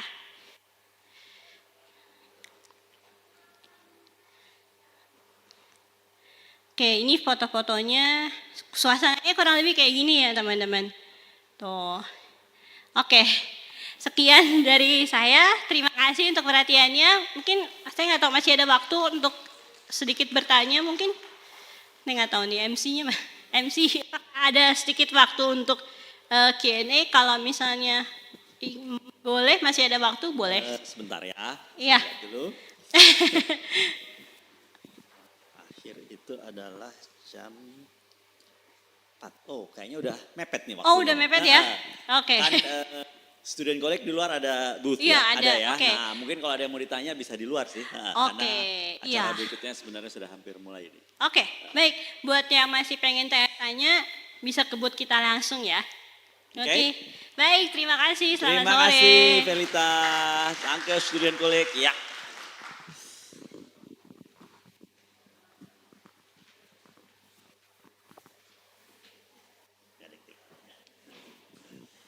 So, dann machen wir jetzt wieder eine 10-minütige Pause und dann kommt das letzte Programm dann in 10 Minuten und zwar die Präsentation von GIZ bzw. BP2MI. Ya.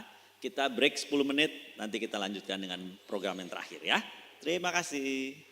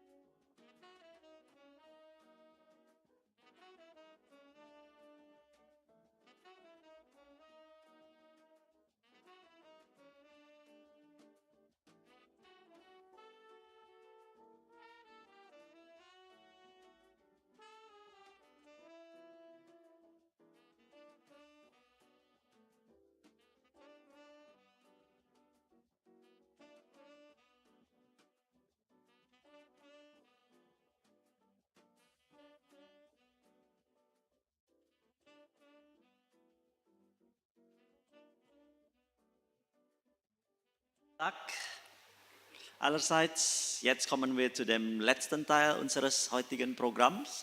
Und zwar hören wir gleich eine Präsentation seitens GIZ bzw. BP2MI.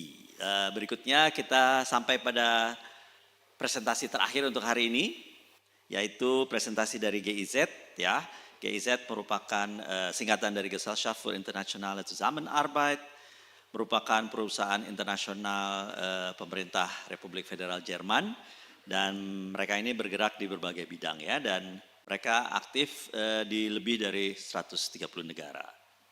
Umumnya kerjasama mereka dengan pemerintah maupun lembaga negara dan sektor swasta. Hari ini kita akan mendengarkan presentasinya yang akan dibawakan oleh Ibu Doktoranda Diah Rezekiningrum, MM. Silahkan kami mohon Ibu Diah untuk naik ke atas panggung.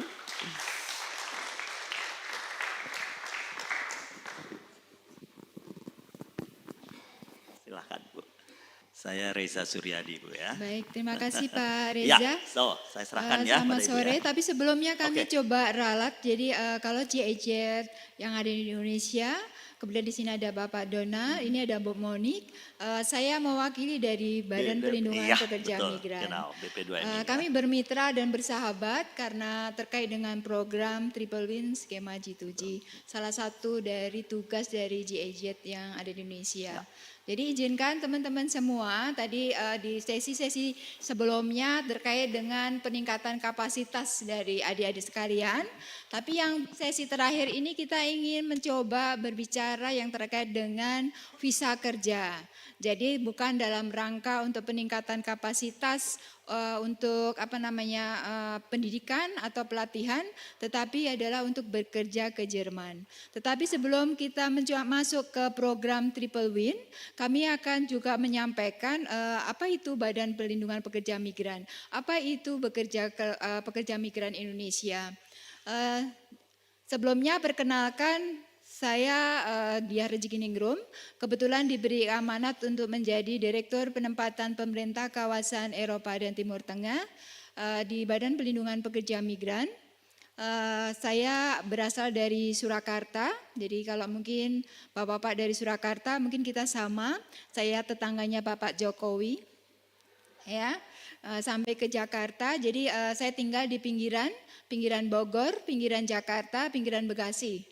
Karena nomor telepon saya masih 021 itu Jakarta, tapi KTP saya KTP Bogor, sehingga kendaraan saya berplatnya F gitu ya. Tapi lokasi saya dekat Bekasi, jadi kalau sering kebanjiran itu kami di Villa Nusa Indah termasuk korban kebanjiran. Lanjut, nomor HB saya bisa dicatat kalau nanti ada sesuatu yang ingin ditanyakan kami bisa diskusi lebih lanjut. Yang ingin disampaikan pertama tentang sejarah migrasi Indonesia dan untuk apa penempatan itu, kemudian bekerja sebagai migran, kemudian sekilas dengan program G2G perawat di Jerman, kemudian data update-nya yang kami ingin sampaikan sebagai untuk promosi bagi teman-teman kalau tertarik untuk bekerja ke Jerman. Kemudian juga yang lain terkait dengan keberangkatan. Kami ingin coba menyampaikan bahwa bekerja sebagai tenaga kerja luar negeri sebetulnya sudah dimulai sebelum Indonesia merdeka. Mungkin dulu sering dikenal kuli kontrak ya, Rodi di Suriname itu kita sudah mulai ada perpindahan warga negara Indonesia ke luar negeri. Kemudian tapi dengan secara paksa. Kemudian masuk tahun 1960 itu order lama juga sudah dimulai untuk warga negara Indonesia ke luar negeri. Yang banyak adalah ke Malaysia karena tetangga dekat kita. Tetapi kemudian ada juga Arab Saudi, ini besar juga karena naik haji walaupun tidak kembali ke Indonesia. Akhirnya menjadi non prosedural. Penempatan mulai diatur tahun 1970 dengan adanya peraturan pemerintah nomor 4 tahun 70 berkaitan dengan penempatan antar kerja antar daerah, kemudian antar kerja antar negara. Nah, kemudian di tahun 2004 dengan berbagai permasalahan yang terjadi penempatan ke luar negeri, maka ada reformasi bahwa tahun 2024 lahirlah Undang-Undang 39 2004 tentang penempatan perlindungan tenaga kerja Indonesia ke luar negeri. Dengan adanya undang-undang ini maka muncullah Badan Nasional Penempatan Pelindungan Tenaga Kerja Indonesia atau BNP 2 TKI. Dulu mungkin teman-teman juga kena ada namanya PJTKI seperti itu. Itu termasuk mitra dari BNP 2 TKI. Kemudian terjadi transformasi kembali tahun 2017 kami dengan terbitnya Undang-Undang 18 tahun 2017 maka BNP 2 TKI menjadi BP 2 MI termasuk PJTKI menjadi P3MI. Kami adalah lembaga pemerintah non-kedepartemen. Jadi kalau di kementerian ada menteri, kami ada namanya Kepala BP2 ini Pak Beni Ramdhani. Mungkin tidak asing bagi teman-teman yang sering nonton di media sosial ya. Lanjut. Jadi apa itu pekerja migran? Mereka yang bekerja di badan hukum. Mereka yang bekerja di perseorangan atau rumah tangga, mungkin Bapak Ibu dan sering adik-adik sekalian sering melihat ada tenaga saudara-saudara kita bekerja sebagai housemate ya di rumah-rumah. Kemudian ada juga yang pelaut perikanan dan sebagainya. Ini ada di kapal perikanan dan kapal niaga. Lanjut. Ini adalah siapa saja yang dimasuk dilindungi oleh BP2MI atau calon pekerja migran, mereka yang terdaftar di instansi ketenagakerjaan kabupaten atau kota. Mungkin teman-teman sekarang sudah mulai disosialisasikan oleh Kementerian Ketenagakerjaan adanya siap kerja. Jadi kalau biasa bikin AK1, nah itu adalah mereka yang termasuk calon pekerja migran. Kemudian mereka yang bekerja adalah warga negara Indonesia yang sedang dan telah melakukan pekerjaan dengan menerima upah yang ada di luar negeri. Nah ini termasuk dalam yang dilindungi adalah istri dan anaknya yang pekerja migran itu mencakup dalam undang-undang yang nomor 17 tahun 2000 nomor 18 tahun 2017. Kita lanjut next. Ini mungkin sekitar perlindungan bahwa kita melindungi dari sisi sosial, hukum, ekonomi, sebelum bekerja, selama bekerja, dan setelah bekerja semuanya ada dalam aspek jangkauan dari BP2MI dan kementerian kelembagaan yang lainnya. Lanjut. Next aja, ini tugas kami lanjutkan. Kenapa ada penempatan pekerja PMI sebetulnya adalah ikhtiar dari pemerintah memberikan kesempatan kepada adik-adik yang belum mendapatkan kesempatan bekerja di dalam negeri. Oleh karena itu kita selalu bekerja sama dengan kementerian atau lembaga lain berkaitan dengan peluang yang ada di luar negeri. Contoh misalnya kenapa kita ada program Triple Win untuk perawat ke Jerman. Kenapa bukan bidan, kenapa bukan dokter ya untuk saat ini. Nah ini kita bekerja sama dengan Kementerian Kesehatan ketika kita mendapatkan rekomendasi bahwa surplus tenaga kesehatan kita adalah di bidang perawat. Kebetulan ini memang dibutuhkan di Jerman sehingga seperti gayung bersambut antara kondisi di negara kita dan juga kondisi di luar negeri yang dibutuhkan. Lanjut. Filosofinya tentu kita memberikan kesempatan seluas-luasnya kepada warga negara untuk bisa bekerja dan juga kita sebagai pemerintah juga akan memberikan pelindungan sebelum, selama dan sesudahnya. Lanjut. Kita berikhtiar bahwa dalam rangka perubahan paradigma tadi disampaikan dari BNP 2 TKI menjadi BP 2 MI, kemudian ada sebutan TKI yang mungkin familiar di media, sekarang menjadi Pekerja Migran Indonesia. Walaupun singkatannya sering kita diprotes oleh Palang Merah Indonesia. Tapi kita harus memanjangkan gitu karena takut terjadi double pengertian begitu. Tapi maksudnya PMI di sini adalah Pekerja Migran Indonesia. BP2MI maupun pemerintah pada prinsipnya adalah tidak memobilisasi teman-teman untuk bekerja ke luar negeri. Tetapi kami juga tidak akan menahan ketika semua kualifikasi persyaratannya dipenuhi. Maka kami wajib untuk memfasilitasi teman-teman. Kemudian kami juga berharap ke depan atau saat ini bahwa mereka tidak didatangi door to door. Tetapi aktif untuk melakukan proses melalui online ya. Jadi tidak bertemu dengan saya atau ketemu dengan Mbak Monik dari JEJ, tidak, tapi semua dilakukan melalui sistem aplikasi yang namanya Cisco P2MI. Kemudian kami juga berharap dengan kerjasama itu adalah meringankan biaya bagi teman-teman. Jadi tentunya kami berharap bahwa program ini Triple Win skema G2G ini meringankan beban dari teman-teman gitu. Tidak ada biaya yang terlalu berat yang harus dibebankan kepada adik-adik. Kemudian tentunya menjadi prioritas kita adalah mereka dilindungi seperti itu. Lanjut.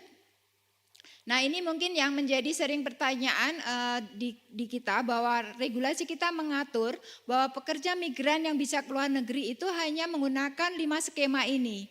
Skema pertama P2P, private to private, ini kerjasama P3Mi yaitu perusahaan penempatan pekerja migran Indonesia.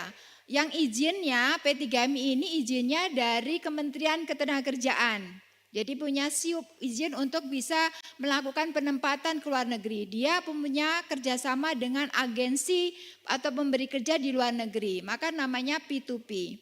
Kalau dengan government to private itu kerjasama pemerintah dengan agensi tapi ini pemberi kerja end user. Jadi P-nya beda. Kalau P2P ini agensi. Tapi kalau G2P, P-nya di sini bukan agensi tapi adalah end user, pengguna langsung. Kemudian yang ketiga adalah government to government. Jadi antara pemerintah Indonesia dengan pemerintah negara pemberi kerja. Jadi kalau saat ini triple win maka dengan pemerintah Republik Federal Jerman. Begitu. Jadi kita sudah jalan untuk perawat dan sekarang sedang proses untuk hospitality, culiner art. Kita berharap nanti akan banyak lagi jabatan-jabatan lain yang bisa dikerjasamakan melalui government to government. Kemudian UKPS untuk kepentingan perusahaan sendiri. Misalnya kami punya perusahaan di Indonesia.